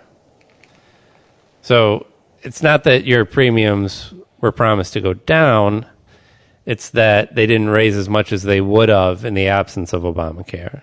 Yeah, and the one major victory, I guess, that people who supported the Affordable Care Act could say is that if you have a pre-existing condition, they can't turn you down for it. Okay, that's a good thing. I agree with that. I understand that. But ultimately, that's what you're hanging your hat on as a victory. I mean, that's like saying, okay, we want to conquer Canada and we took over Windsor, and we declare the war was a success. In fairness, that's all it would really take. Maybe Toronto. That's all you want. Vancouver, you get Toronto and Vancouver, you secure the oceans. You know, if aliens just popped up on this planet tomorrow and said, if you don't fire this Trump guy and put Obama in charge for another 4 years, we're going to blow up your planet. We'd be a blown up motherfucker. No, you would go along with it. You'd be happy. You'd be happy to have Obama back for another 4 years rather than Donald Trump, who wouldn't at this point. Well, because I'm a fan of oxygen. It's nothing political. You know, all biological. Honestly, before the election and right after the election, I'd agree with you. Now, I see Trump. I see Trump, and I'm like, it's more of the same. I swear, the Bill Hicks. Wait a minute, you haven't even seen. It's still conjecture. You can't say it's more of the same. I mean, the people he's installing are career politicians. He's not bringing in heads of industry to run the country. He's not having some sort of revolutionary cabinet he's putting together that we've never seen before in the likes of American politics. They did appoint Betsy DeVos for education secretary. Is that who I'm thinking of? Yeah, the chick who's against who wants Christian education and is against public education. And well, that's nice. If someone's against public education is now running She's for private education and she's for school vouchers, not necessarily religious schools. Well, I mean, this is a sad statement on American education, but I have friends that their family sent them to Catholic schools, some form of parochial school, whatever. And I go over their house and I'm thinking, okay, well, they're probably super Catholic. Or, no, not necessarily. Methodist. They just might get a better education. Yeah. No, they're like, no, basically I just tell my kids to binge and purge just stuff that the theology bullshit in, barf it out on the test to get the good grade. But I want them to have a better education they'd have at a public school. No, I went to both. I did elementary and middle school in private school, and then I did high school. Ooh, yeah, no, and I did 10th, 11th, and 12th in public school. Night and day, fellas. My 10th grade year was literally my 9th grade year all over again. That's So when you get out of private high school, you're a year into college as far as education wise. Yeah, you're there straight up, and I'm talking 20 years ago. It could be even now. The Common Core is in effect. It could be even worse. It could be like 2 years. Even in the charter schools like we have here in Michigan, my kids have always gone to charter schools, and they have more of a. They start to focus the kids a little bit earlier. For example, they have, I can't remember what they call it, but basically they have an elective that they can choose even at the elementary school level. Ooh. So they have their standard teachers for certain subjects, but they are supposed to take. And then I think in the younger ages, they have just one class that they kind of rotate through from, I think one of them's computer science, one of them is gym, something else. There's something, I can't remember. Oh, art is one of them. And then when they get older, they get to pick. And they can still switch it up each semester. But if they want to do just all art classes throughout, however many years they're at that school, they can for that hour of their school. And that's the fact that our public schools don't have a flexible enough system or the support to do that kind of thing is what is holding us back in education in this nation.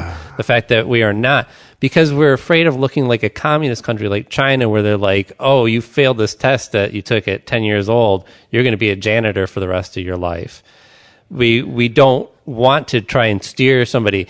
We've created a society where it's okay to not figure out what you want to do for a living until you're into your 20s. I don't know. I know I've told you this story. I don't know if I've told it ever on this podcast. A group of us, my junior year, went to the principal and vice principal. And school I went to did not offer AP courses. The best you got was college prep. I didn't find out till maybe... We had college prep classes, yeah. I didn't find out till maybe a year or two after I got out of high school that my high school was basically supposed to be like, here's where you go to school until you get your factory job. That was supposed to go down, and where I grew up. Oh man, but that's called downriver. Yeah, well, I've heard the East Side referred to as upriver. Oh yeah, yeah. But so just a group of us went to the principal and asked why don't we have AP classes? We want to go to college. We'd like to have a couple credits out of the way by the time we get to college. And after he finished laughing and wiping a tear from his eye. I know, right? But we were basically told, I'm paraphrasing the principal here, but we were basically told in a sense, we don't want the I'm sorry, you're serious? We don't want the dumb kids to know they're dumb. That's pretty much what we were told. We don't want that. We were pretty much told we want the playing field to be considered level. We don't want anyone to think that they're at a disadvantage and other kids are at more of an advantage.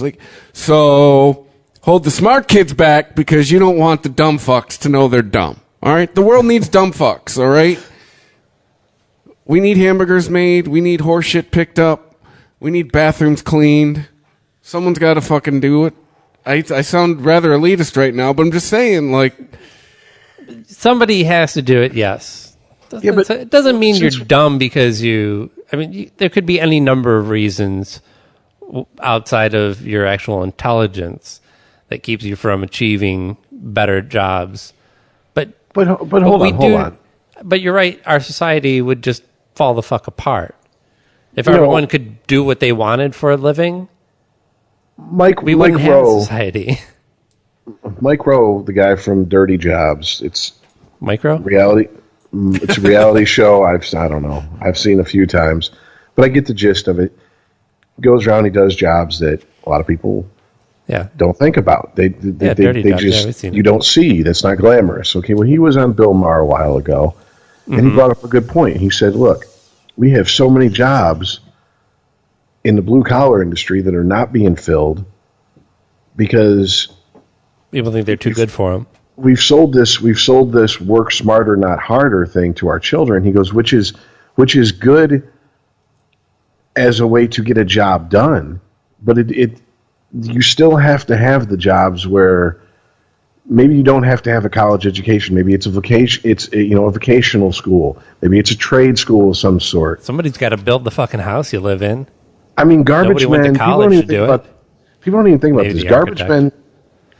Garbage man is something you threaten your kids with. You want to be a garbage man the rest of your life? I wanted to be a garbage man. You get to ride on the outside of the truck. You get to meet Oscar the Grouch.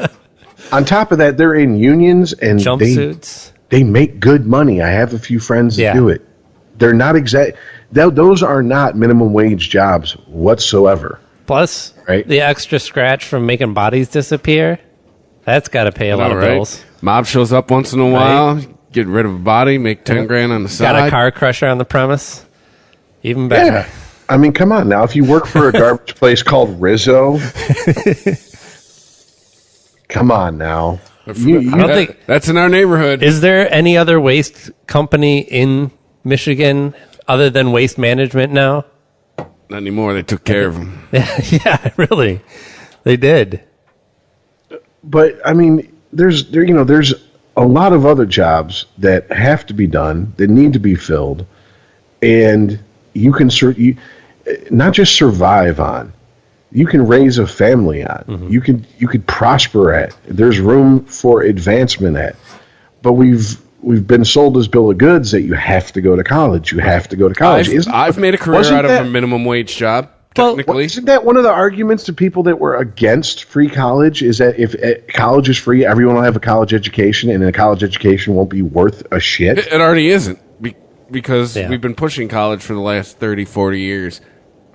But yet, on the other side, we talk about people stuck in low-paying jobs. They don't. That's the idea. Why are they stuck? Like, look in the mirror. Anyone who's not gone to college has a similar experience that I probably have, where you worked your way up. Not saying that, I started at Taco Bell as a teenager and worked my way up to Taco Bell manager or something. Not to say that that's a bad gig either, but you gain more experience in one way or another. I made a career out of a minimum wage job. My job started at 15 answering phones. Yeah. And whether it happens internally in that company or whether you just take the knowledge that you gain from each consecutive job to get the next one that you wanted, there's always something to be gained from whatever work that you're doing. And a lot of that is figuring out what your next move is going to be. And also because we have this attitude where you're supposed to, once you do actually figure out your career, that's what you do for the rest of your life. Well, then what do we do with these people? What do we do with these people who are coal miners? Or we want autonomous cars. What are we going to do with the big three? What are we going to do with all these factory workers? What are we going to do with all these people who are out of jobs because things fucking change in the world and technology and society? That's why they're keeping down the teleporter. If we had a more adaptable and flexible workforce, we wouldn't have these worries. Many people in oil refineries, auto plants, right? Cops, teleporter would take I don't all think that out. And I don't think it's about college education anymore. It's probably something closer to government subsidized vocational education and trade schools and other kind of specialty things.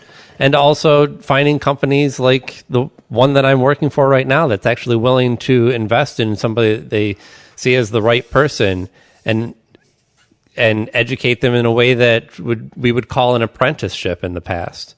I've noticed, at least in my lifetime since I hit adulthood and I've entered the job market, I've noticed that it's now a fantasy, but I guess it used to be a reality. I don't know. I wasn't there in the 50s and 60s and 70s, but like case in point, I worked at a place where we made custom sprinkler systems for any building that needed it.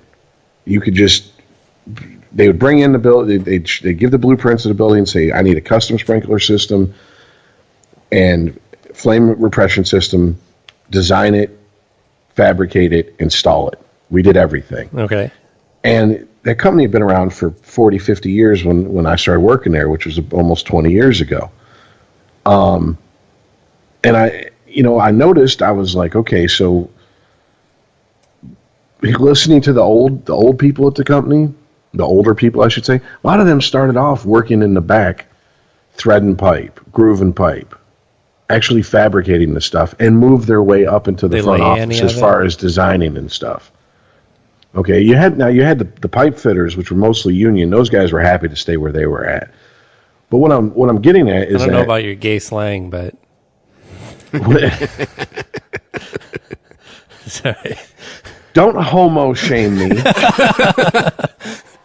But, guys could start in the fabrication part and move their way up back in the day. And now it's like, okay, to even can be considered for a front office job, an engineering job or whatever, you had to have X amount of college education. And it would be funny because sometimes they'd send us back the blueprints and this is what you need and this is what you need to do.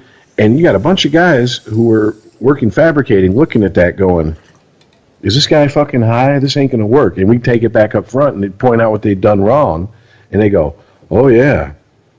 Oh, okay. And then they go into the front office of the owner and go, yeah, we're going to have to redo this. And he go, well, I'm glad you caught that. Well, he didn't catch that. The fabricators caught it.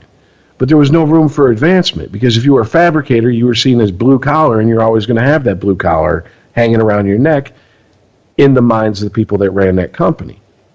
Whereas 30 years before, you could work your way up without a college education. Because real-world practical experience is going to beat a college education a lot of times in that type of environment. I mean, that's common sense.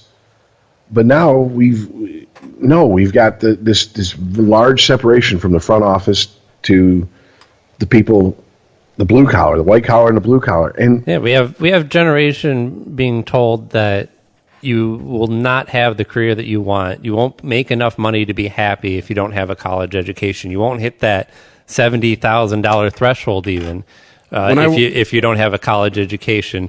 And yet we also have now the highest percentage of college graduates living at home. When I worked for Aldi, I was hired as a general manager for one of their stores.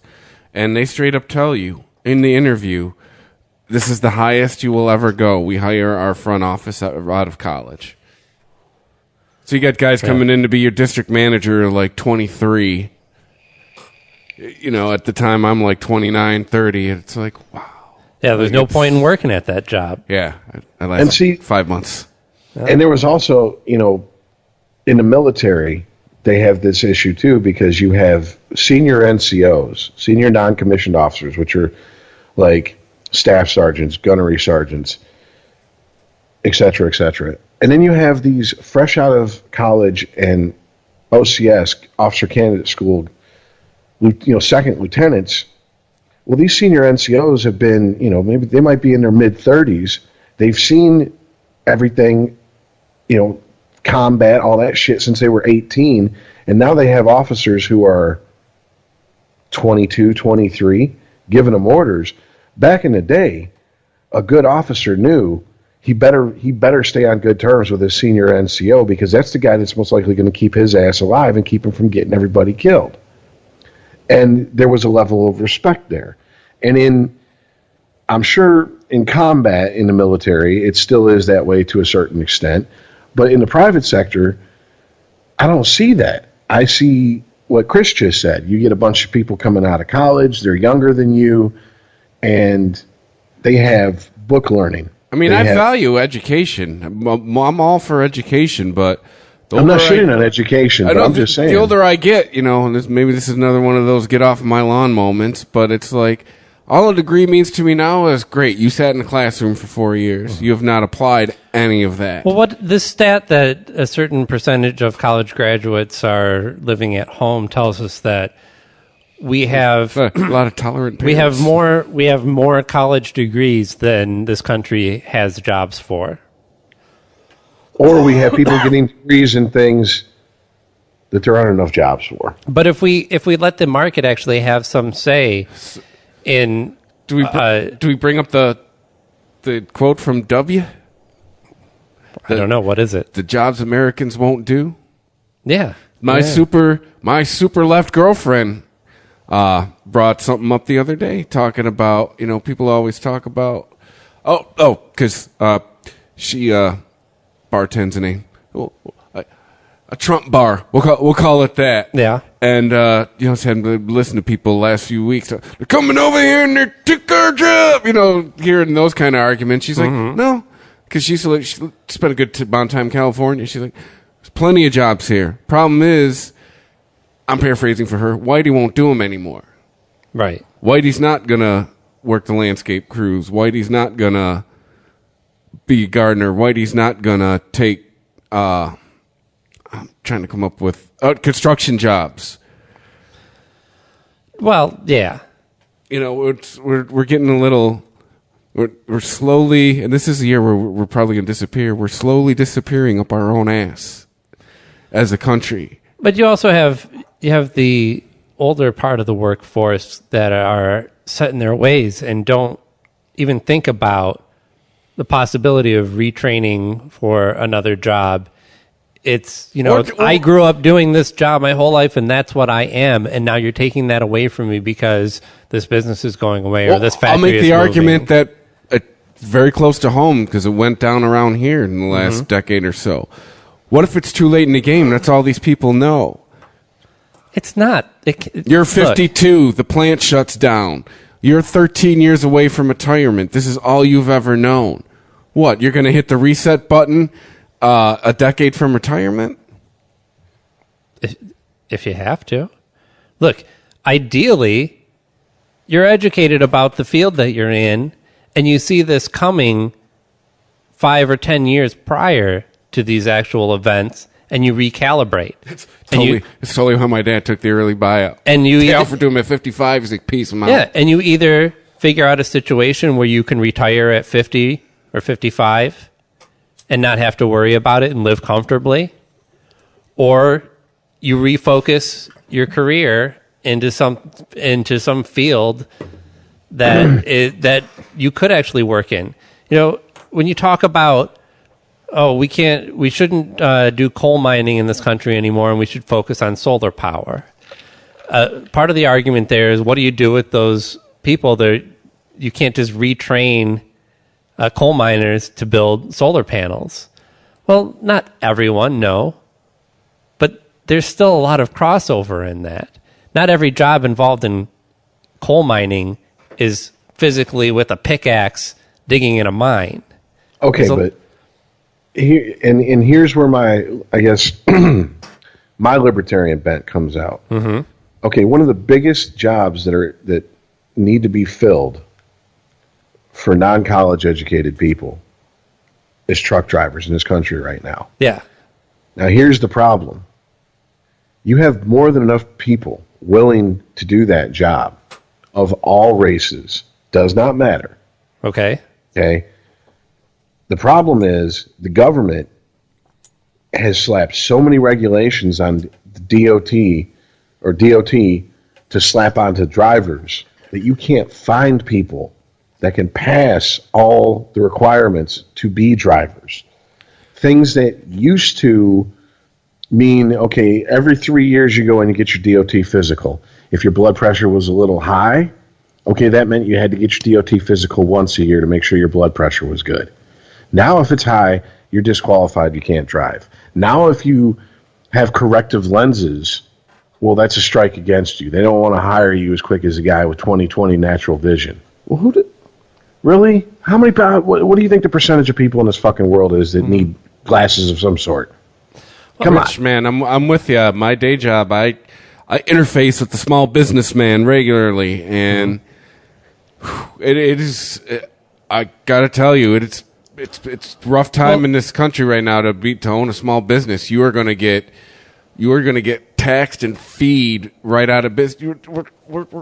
I said it a million times. We're heading for just Starbucks. We're heading for Starbucks, Walmart, McDonald's, Apple. Right. You can't keep a company afloat unless you grow big enough to be too big to fail. Yeah. And the problem is that you can keep a small company afloat with a handful of people if you find the right place, the right area to be in, and you don't grow past a certain point, because once you reach a certain amount of employees, that's when all these government regulations kick in. Right. Mm-hmm. Such as healthcare. You have a cap on No, trust me, I'd give speeches to people all the time about, especially the guys who don't have that many. Well, this is what I was trying to employees. get at when we were talking about the education system in this country, because if you have less regulation and taxes and less things that they have to legally do for their employees, and I'm not talking about taking away benefits, but just not regulating it in the same way, and give some more freedom to an employer and some more money to invest in their business, and they're more likely to take on somebody who is a wild card. Or, I mean, if you look for a job, you can look through Craigslist and find thousands of jobs each day in whatever area, but a lot of those jobs are experience necessary to be whatever the fuck it is. Nobody's hiring nobody with no experience. Did I double negative myself there or no? Yes. Well, you have in the truck driving industry. I'm sorry, go ahead. Well, no, I think you're continuing to make the same point. If you have in the truck driving industry, you have companies that are willing to, what they do is they say, okay, we will put you through our driving school, and then you have to work for us for 2 years. Right. And for those 2 years, we're going to put you on every shit run. Indentured servitude. You're hardly ever going to be home. And if you leave before those 2 years, then we prorate how long you've worked for us as to what you owe us for your schooling. Okay, well, a lot of people would take that fucking offer. But like I said, the problem is that too much regulation. Yes, when you have so many, I mean, do you understand to get a CDL, you have to sit and name over 100 parts that you have to inspect on a truck? Now people go, that's so, and really? That's like doctors, there's 160 some bones in the body? And one of the big jokes is you got to name every one of them to get through to be a doctor. And that's like, ooh, how many people can name every fucking bone in the body, even if they were fucking taught to do it? So I mean, you I had to once in fourth grade. You have shit like that. You have shit like the physical requirements, which are getting more and more strict, which are just phasing out a lot of older drivers. And I'm sorry, but okay. Just because you might have high blood pressure or you might have diabetes or you might have to wear glasses, if you're okay to drive a car, why aren't you okay to drive at least a straight truck? I'm not talking, because a CDL these days is not just for a tractor trailer. Yeah. We're talking straight trucks. Look at the bigger landscaping companies. They got US DOT numbers on. Yeah. Those drivers have to go through a DOT physical. That's how ridiculous the regulation is getting with this shit. That's why there is a demand for these positions to be filled. But then we shoot ourselves in the foot because we have a workforce to be more than willing to spend 12 weeks on the road driving all over the continental U.S., but we won't let them because of some piddly bullshit. I mean, obviously, if the guy's fucking legally blind, you don't fucking put him in a truck, right?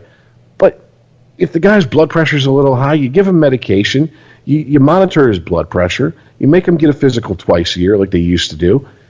It's not like there was, in the last 50 years, before all these regulations kicked in, we had an epidemic of truck drivers dying behind the wheel and taking out half of a fucking highway when they did it. A business should be smart enough to make these decisions on their own, what requirements are necessary for their drivers. And those who make poor decisions will be, well, while there may be disasters, probably the punishment in lawsuits and fines would probably put them out of business anyway. I'll tell you, if not losing their reputation. Something that's more dangerous to the general public than a driver with high blood pressure is a driver who's been driving with not enough rest. Ask Tracy Morgan. Yeah, and that happens every single day. If you let's say you're driving from here to Tennessee, going to visit family for the holidays or whatever, I guarantee you about 1 out of every 5 truck drivers you pass is running illegally because his company's making them run illegally because they don't have enough people to handle the loads legally. Right. I had a dude in Delaware almost take me out a couple years ago. Just straight up was gonna merge right into me if I didn't move. Like, I was right beside him. I could see into his cab, so it wasn't like he couldn't see me. It wasn't like I was hiding behind a mirror. That's the rule. If you can see them in their mirror, they can obviously see you. So there's no excuse for it. I could look. I was right beside him. I could have waved, "Hey, how you doing, buddy?" And then all of a sudden, if I did not move, I'd have been dead, man. Chris, you brought up a good point. You said ask Tracy Morgan. And who was that driver driving for? Walmart. Yep. Walmart has no excuse not to have enough drivers to where they don't have to run their drivers ragged. And they're running 2-3 logbooks. And really, logbooks are becoming a thing of the past because what they have in the vehicles called Qualcomms and GPSs, they can keep track of how long that engine's been on it, at what speed it's been running, everything. Right. So these are companies who are not hiring enough drivers, and Walmart has more than enough money to. Why is that? So let's fix that problem. Let's not and I'm not a fan of Walmart, and I'm not defending Walmart in making their drivers run, fucking 20 hours straight. But the fact that Walmart can't hire enough people, and they got more than enough money to, they hire people to stand there and say, "Welcome to Walmart." That's their job. What's your job? I say hi to people and have a nice day when they leave. They're not fucking loss prevention. They're not security. So you're telling me if they're willing to hire people to do that they are not willing to hire more drivers? Come on now.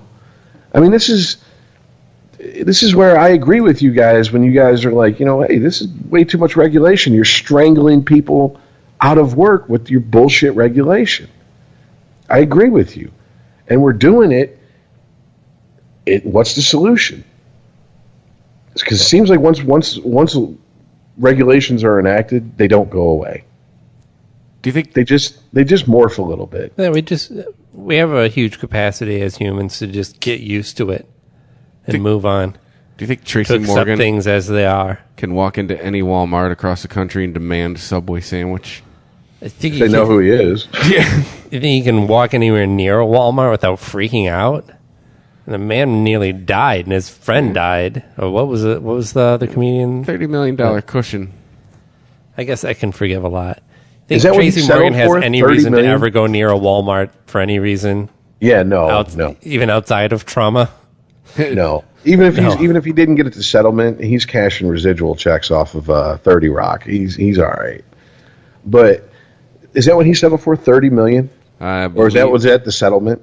I thought it was $3 million. No, it was more than that. It was more? No, okay. he's Oprah rich now. Okay, that's just because I for some reason the number 3 million had been stuck in my head ever since I'd heard about a settlement. Maybe I just, for whatever reason, my mind dropped to 0, but I was like, that seems awfully low. 3 million, that's it? Like, I'm sure Gnida, who wiped out the career of a couple Red Wings and actually killed some people here in Detroit after the Red Wings won the Cup in the 90s, I'm sure they got more than $3 million out of that company. And he was a limo driver, and he had drugs and alcohol in his system when he caused the accident. He wasn't, so I mean, he was way more at fault than just, I was tired. Oh, good times, good times. So, hey, you guys want to start up a small business? I'll let you know. Oh. Well, didn't you already? I mean, isn't this what this network is? We just contracted out. Oh, shit. 90 million? That's what he settled for? 9-0. Because there's a story about Walmart's insurers battling them because they think it is an exorbitant amount. Okay, well, what do they decide these things on? 1, pain and suffering, obviously. 2, the injuries caused to you. 3, lost wages. I mean, I don't know who the other comedian was who got killed, but if he had a decent career, you could argue that that's a career you could do until the day you die. So lost wages for that could go sky high. You could also argue it was willful. Well, here's what they're actually arguing. I have the facts. They're saying it's exorbitant because, let's see, no coverage to the extent which these settlements were paid to avoid adverse publicity. Within weeks of Walmart settling with Morgan, Morgan was seen driving one of the most powerful sports cars in Midtown Manhattan, driving without any difficulty and clearly showing that he was enjoying himself. And Walmart would have learned that Morgan was capable of... Walmart would have learned that Morgan was capable of doing these things had it done an adequate and reasonable investigation before settling. I don't know. The story is on BET. It says, disgusting. Here's why Walmart insurers don't think Tracy Morgan deserved his accident settlement. Wow. There's a special... If hell exists, there's a nice little comfy place in there for those people. What a dirtbag thing to say. Well, One of your trucks these are lawyers. smashed into this dude. Like, for $90 million, this guy better never step foot inside of a motor vehicle again. He must be too fucked up with the amount that he got in emotional damage that he should never be able to drive again, which is a ridiculous concept. If I were Tracy Morgan, I'd be in a Walmart every morning with my shirt off and my dick out. Okay, so because he is one of the people that are lucky enough not to suffer from some form of PTSD when he sees a car, he shouldn't get any money. Right. Well, because part of that settlement is emotional suffering. What are you doing? Because his friend died? What are you doing using those legs again, huh? He should never have friends again because his friend died once? Okay, but so the other part of the argument is that the reason he got $90 million is because he was famous, and if they gave him an insulting amount of money or tried to say that he deserved nothing, then Walmart would suffer from a lot of bad publicity. I have a question for these insurers. So, is this your first day here? Of course. Everything you just said is correct. I mean, if I got hit by a Walmart truck, I don't think I'd be pulling out $90 million out of that deal. You'd be lucky to get $9 million. Yeah. Well, I think I could might get settle for $900,000 after and the lawyers took their chunk. Yeah, that's true. But I also, I also know that I could live the rest of my life on $1 million. Does this insurance company never heard the $9 words? million would be like, I could live 9 lifetimes. This insurance company never heard the words O.J. Simpson? Of course. Everything you just said is absolutely correct, insurance company. Yeah. Did you have the misfortune of hitting a bus full of black men? Yes. Yeah. Did you have the misfortune of hitting a bus full of rich black men? Men. Yes, you did. You not only lightning not struck not only once but twice for you. We can't go out on that. Sure we can. No. You'd rather go out on the fact that Florence Henderson is the cherry on top of the 2016 deaths? We got to put the candle through the paper plate for Mrs. Brady. Which I said, if 2016 was a year, he's what a dick. Yeah. I had tweeted that I wish that 2016 would grow some balls so I could kick them. I mean, I'm not sitting Shiva for Mrs. Brady, but I mean, this is another cultural icon taken down by 2016. I want to make a shirt that says I survived 2016 and all I got was this shitty president. But yeah. Floho? Was that her nickname they came up with? Nobody called her that. Except for maybe Greg. Yeah. He just called her mother while he was banging her. Yeah. Come on, mother. Come on. Hey, stop making it weird, Greg. Stop making it weird. Hey, well then stop calling me Greg. My name's Barry. Well, wait a minute.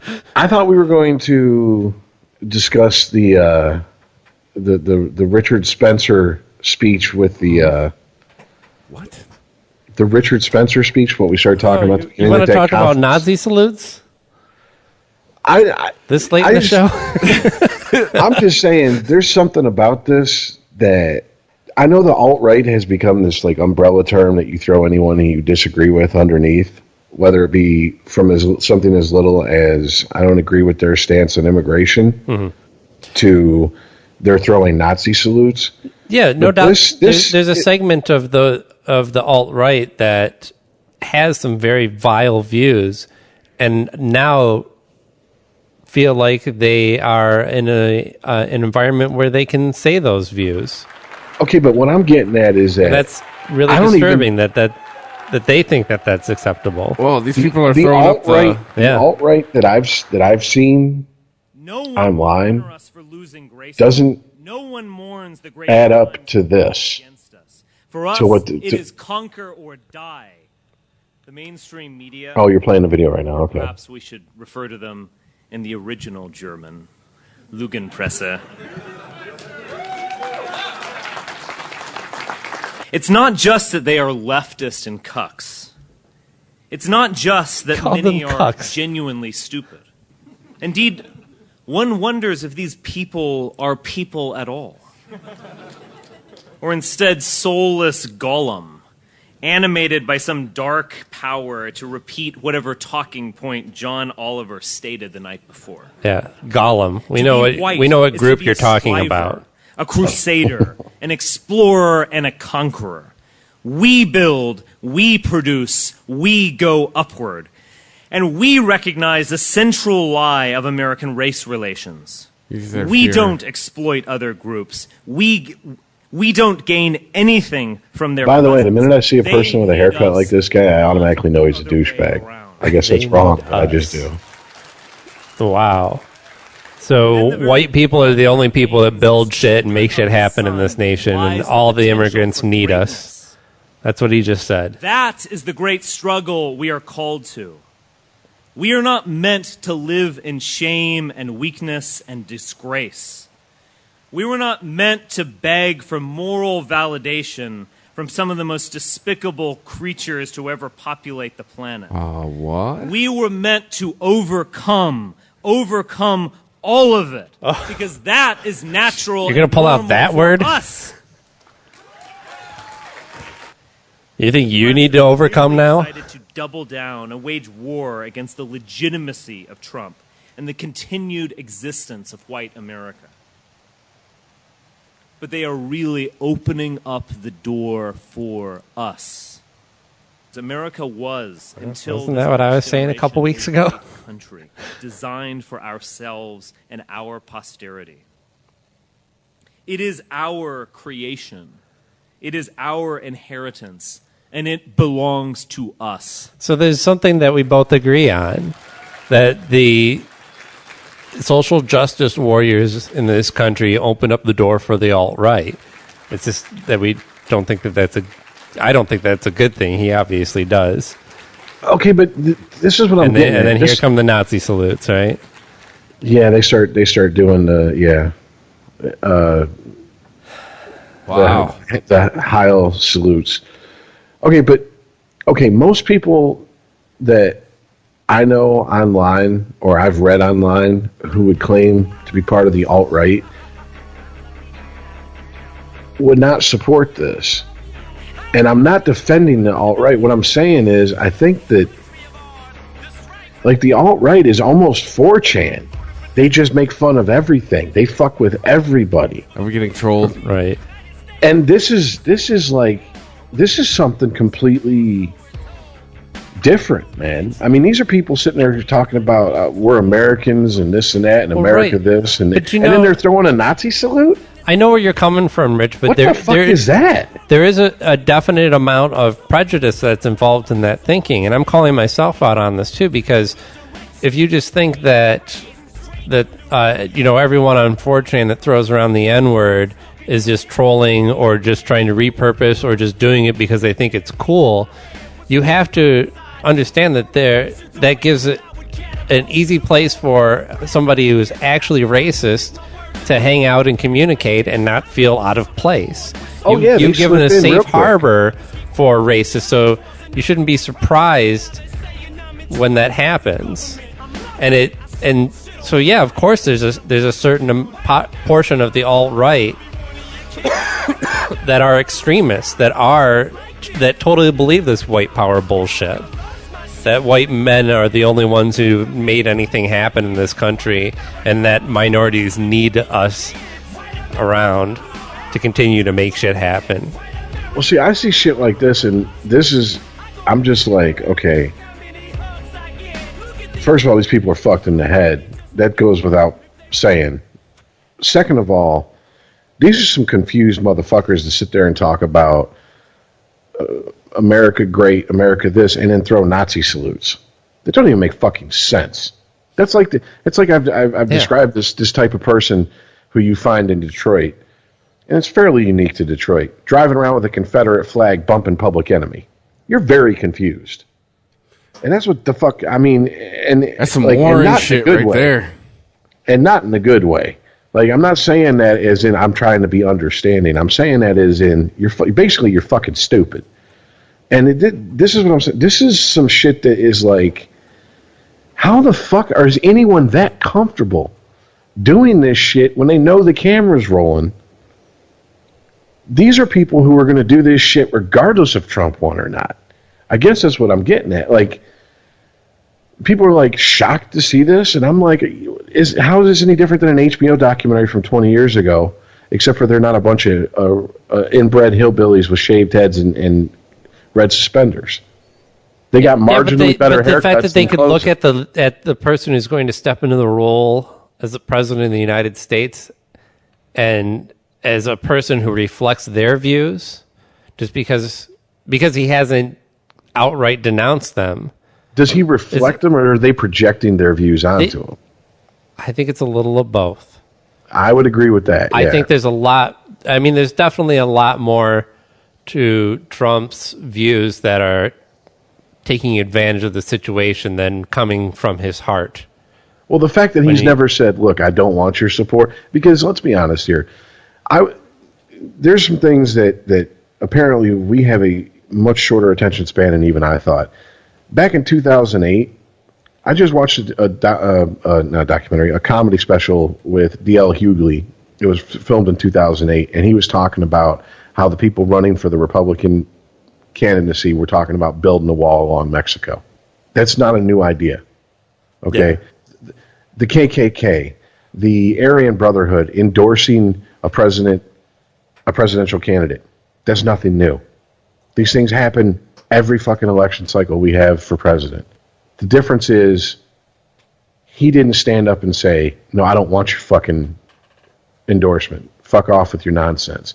I remember when McCain was doing his town... That's a pretty fucking big difference, though.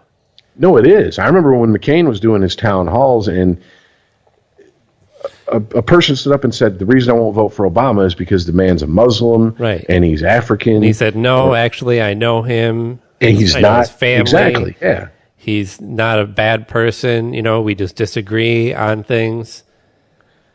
And that's where I'm like...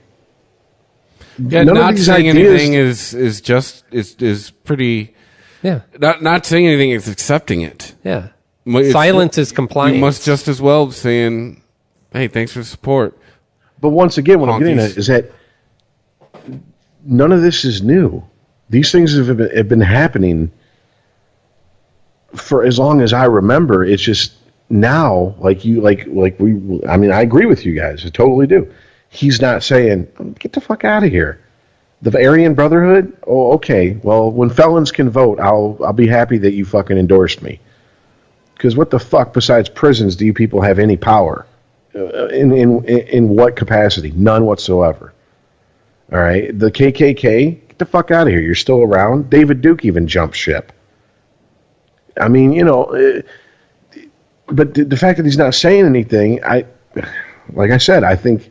One, it gives the impression that, yes, he's condoning it, but two, it leaves the door open for them to project this shit onto him and say, well, he didn't tell us to shut up, so that's implied consent, right? It's not the best form to not say anything. And the whole episode with we tried to do that. I don't know with David Duke. I don't know who David Duke is. Yeah, get the fuck out of here. You don't know. We have proof that you know who David Duke is. They were both on fucking Morton Downey Jr. at the same time back in the 80s. They don't know who the fuck each other are? Come on now. Yeah. Come on, dude. Seriously? Just like he never... I don't know anything about Putin. Cut to the video. Yeah, I know, right? Flag on the play. Let's go to the video. So it's going to be an awkward year for this song, huh? How many playlists do you think this is going to get dropped from this year? You can't play this song in Trump's America. It's a trigger.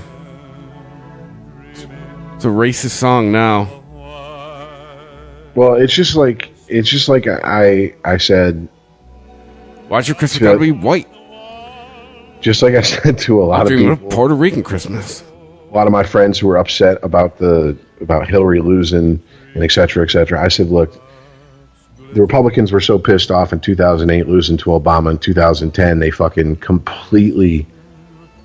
The Tea Party movement was born out of that, and it got it, at least for that election cycle, it got done what it wanted to get done. This is your chance to do something for the Democratic Party, to get the old guard out, to get more progressive people in there if that's what you really want, and to do something. And then I see shit like this, and I'm like, as much as I shit on social justice warriors and all this stuff, I'm like, are you fucking kidding me? The fact that these are people in suits standing up throwing a Nazi salute, and they don't even care that these aren't like 50, 60, 70-year-old people. These are people our age or younger. They understand that this is going to be on the internet immediately after it happens. Yeah, that look like millennials. They don't care. Yeah. That blows my fucking mind. Like proud millennials. Yeah. I mean, the dude's got a douchebag fucking, like, 27-year-old haircut. Yeah. So you're going to support this recount initiative or not then? Because the man who's empowering these guys is the one who's going to be running this country. I think the die has been cast. They're already appointing cabinet members and shit. I think they'll make it go their way. Man, look, if we could call Harry... Nobody's appointed yet. No, I think they'll make it go the way of... It'll be such a pain in the ass to try and undo all of the shit that's already been done. Nothing's been done. That's the thing. What's going to happen? All he's saying is who his nominations are, but it's not like the change is starting now. The wheels are in motion. The process has begun. You know what will happen if the recount nobody's packed up anything at the White House yet. If the recount goes through, if the effort for the recount goes through, and it does come out that there's some fuckery afoot in there, but you can't prove it beyond a shadow of a doubt one way or the other. What's going to happen is the same thing that happened in December of 2000. People are going to go, we're starting to be a worldwide embarrassment. Let's just end this. No, but that's what I was saying before. It's not about proof of tampering. It's counting the paper ballots to see if there is a difference in the votes that were tabulated by the computers. Well, you don't have to. He had tampering in his reason. You read it. You don't have to prove the tampering. You reprove the vote by counting the ballots by hand. That's what I'm saying. You don't have to show where or what weakness and what computer system somebody hacked or who is conspiring behind it in order to change the results of the election. You just have to recount the physical votes. Wouldn't it be easier to see if the system was hacked rather than recount all the votes? They have evidence, and no, because the recounting the votes is concrete proof. You have physical ballots. But you can usually find proof that your system was compromised. Why not just find that in the computer system? Because there's obviously something you saw that led you to believe. Wait a minute. Happened. Hold on. So why not just we have a system that counts votes in order to elect somebody, right? That's a simple concept.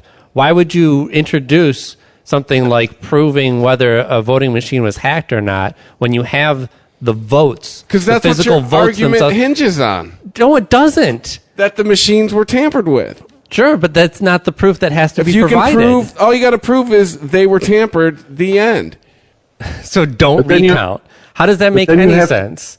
You have to recount them to see what. Okay. The votes are the proof. There is no other proof needed outside of that, and the function of recounting is very simple compared to not only showing that somebody may have hacked a system, but getting everybody else to understand it and go along with it and agree that the system was hacked.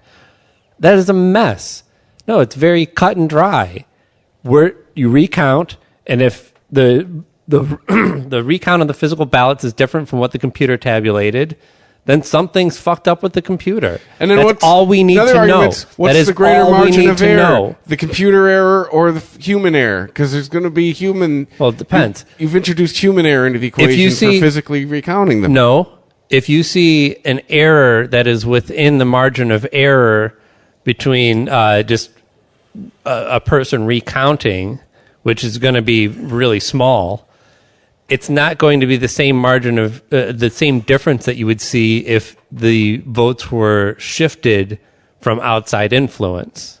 You're going to see possibly a 5% shift in Hillary's direction if what they're saying is true. Not just 0.5% that could have just been people miscounting or mishandling ballots. And if my aunt had balls, she'd be my uncle. I mean, just... We're gonna start it's already happening. What do you mean if? It is already happening. We went over this like 2 hours ago. Jill Stein filed in Wisconsin to start the recount. It's not an if, and it's not about proving what happened. It's just a recount, and that's all the proof we need for an election. That is how we decide an election. And it's not unprecedented to have a recount. How do we know the recount's going to be honest? Why would you have any reason to believe it? How do you know? How do you know who your father is? Hey, Chris, how do you know who your father is? Because your mother told you. Yeah. I mean, at a certain point, we can get lost down the rabbit hole or up our own ass, as you like to say, with, well, how do we know? I mean, look, if you have paper votes that were fed into a machine, and you go, okay, let's recount the paper votes. Well, there's going to be representatives from both sides, and hopefully a person who's nonpartisan, if you can find one in this fucking country anymore, to oversee the entire thing. And then you're going to get to arguments we had in 2000. Well, is this an actual vote, or is this a hanging chad? Who's going to be in the room? There were arguments over who was going to be in the room for the recounts. Who is going to have access to the recounting process? And, well, anyway. Bernie Sanders. It's already happening. You know, and I just have to say this. I've been wondering now for, the last couple of weeks, if Sanders had been elected, I mean, not just in the general, not just in the primaries, but in the general election, if he had been elected president, would I be sitting here going, it's politics as usual. He's so far it looks like the exact same thing anybody else was done, except for it had been people more to the left. I mean, once again, cynicism seems to be the mood of the day for me, but it's just like, ultimately, what change are we going to get? I don't know. All I know is that video it disturbs me on the levels that it should disturb anyone who doesn't agree with them. But then it disturbs me on other levels to where I'm just like, it's comforting. It might even have been Dave Chappelle. It's comforting to think of people you disagree with, like the Klan or the Aryan Brotherhood or whatever, as crazy, stupid, inbred hillbillies. And maybe I've just bought into that, but to watch that video and look at, people throwing Nazi salutes who don't fit the stereotype of what I usually see a person throw a Nazi salute look like and act like, that's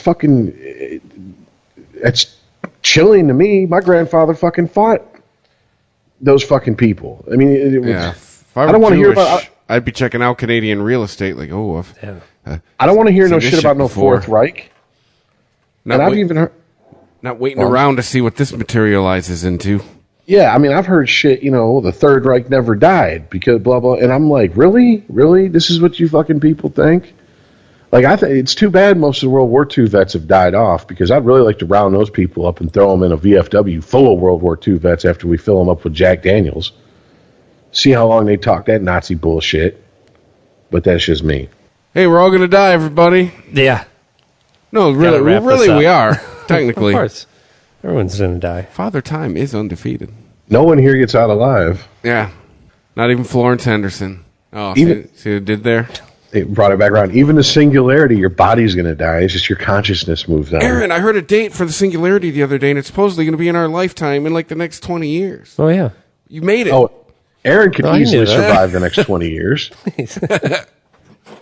think I heard, 2028 or something? Oh, they moved it up a little bit. It was 2030. Yeah. It's supposed to be in the 2020s. The singularity will happen. We'll never have to die. We could live through... We'll make it to the 5th term of President Trump after he abolishes term limits. That's right. And then we can actually live in, each one of us, our own America. We can make the America that we want to live in and live in that for the rest of our lives virtually. We could go to Vegas and start placing bets on what year the robots are going to rise up. Aaron will appreciate this. I was reading... I think we're more likely to just say... Why don't you just let the robots take over? I know, right? That Matrix thing, that actually looks pretty good. You know? You take care of my body and all of this shit on Earth, and we'll go in here and party inside of our minds for the rest of our lives. Or what about the Futurama? You know, I'll be a head in a jar on top of a robot body. That's not so much. Well, I read something, a comment. To be a head in a jar. It's a nightmare. I read a comment on a comic book website that I think Aaron would appreciate, comparing Trump's presidency to the presidency of Nixon in The Watchmen. Yeah. And I was like, And then Chris is like, when Fuhrer Trump, abolishes term limits, I'm like, all right. And I damn sure am positive Chris hasn't read Watchmen. To know that's exactly what happened with Nixon in that book. We've cried wolf with the Nazi term and the Hitler comparisons in this country for everyone that we did not agree with, and now here comes some actual Nazis and somebody who, honestly, their choice of language has a lot to do with a lot of fascist dictators.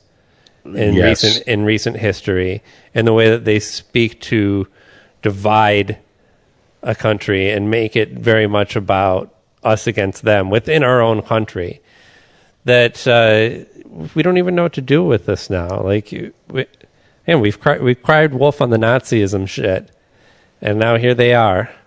I think nobody's going to believe us. I think Bill Maher gave a pretty good definition of modern day fascism, and when he was like, modern day fascists decide you're a criminal, and they work backwards from there to find a way to prove it, versus we think you're a criminal and we work to prove that you are.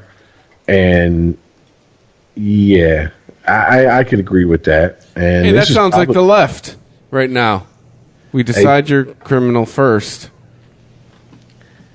Dude, how many times have I said on this podcast? Oh, no. Actually, what the left does is they decide that you're wrong and then figure out ways to criminalize that behavior. Yeah. But how many times have I said on this podcast the far left and the far right are just flip sides of the same coin? Yep. They got a lot more in common than either of them are willing to admit. But yeah, it's kind of I don't know. My grandfather was not a good person. I know you're not supposed to speak ill of the dead, but anyone in my family, gun to their head, will tell you that. Yeah, he's dead. He won't know. But I'd be very interested if I could bring him back for just like maybe an hour and sit down and have him watch what's going on and watch the video that you played the audio of, just to hear his take on it. Right. Because it's, as far as much of a Republican as he was, I highly doubt he would be on board with any of that. I mean, you're talking a man who served directly under Patton, went into concentration camps and liberated people, didn't have any type of love or any type of even tolerance for any type of Nazi ideals whatsoever. So, and to see it rise in popularity just after he's gone. No, I mean, he did have Alzheimer's. It would have been. I'm not going to say it. We're being recorded. Okay, all right. Anyways, moving on. We got to wrap this one up anyway. I was going to say Alzheimer's, sniper rifle, plausible deniability.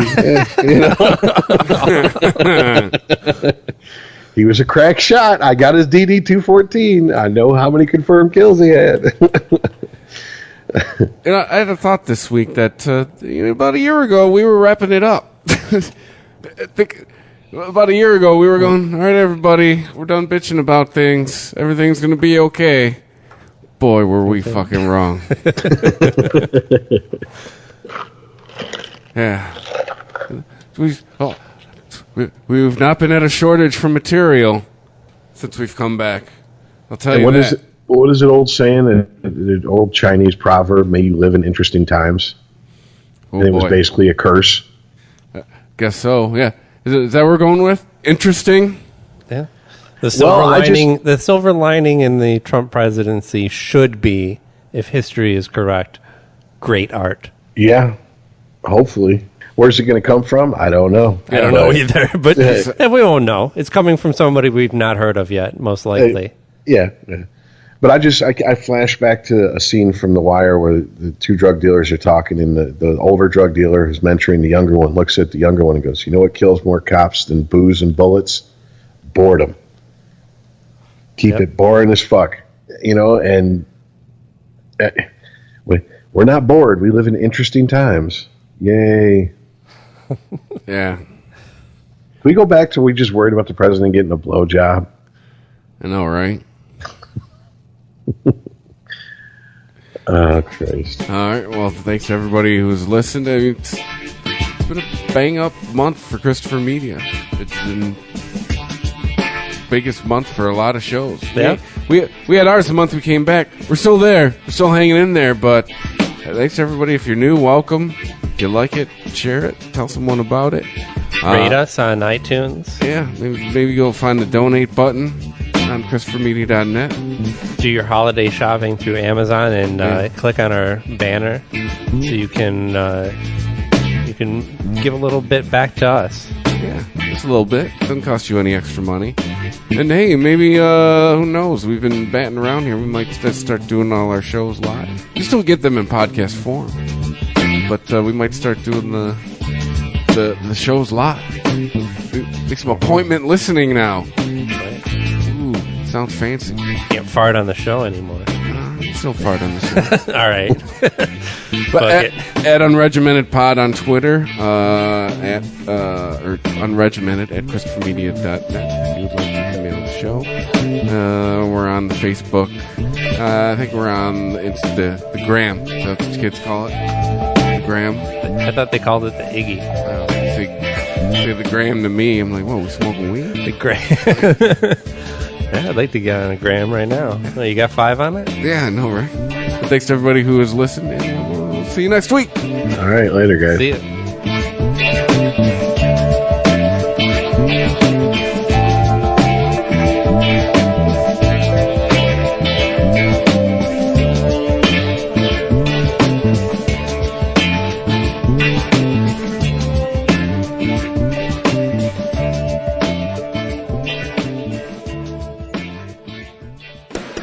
If you enjoy this show and want more people to know about it, head on over to iTunes, leave a comment, and rate it 5 stars. Make sure you like and share us on Facebook, and don't forget to follow us on Twitter. Just search for Christopher Media. Thank you in advance for supporting Christopher Media by clicking on the PayPal button and by clicking through to all the sponsors who support ChristopherMedia.net. Most importantly, we would like to take the time to extend an extra special thanks to you. Christopher Media could not exist without your support. Thank you for visiting ChristopherMedia.net, and thank you for listening.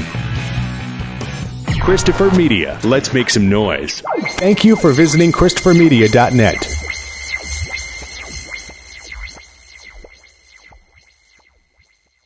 Curated by Kohl's latest collection is now available in select stores and at Kohls.com.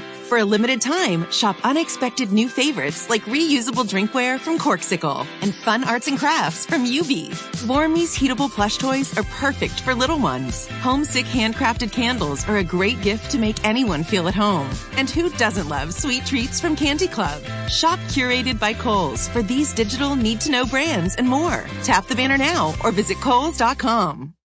As much as life has changed over the last year, you're still pretty busy. So consider convenient COVID-19 testing from Quest. Get the same tests hospitals use without a doctor visit. Simply order online, select from drive-through or at-home options, and get results sent securely to your phone or computer. It's a great fit for your busy life. With over 25 million COVID-19 tests processed, you can count on Quest. So order your test today at questcovid19.com.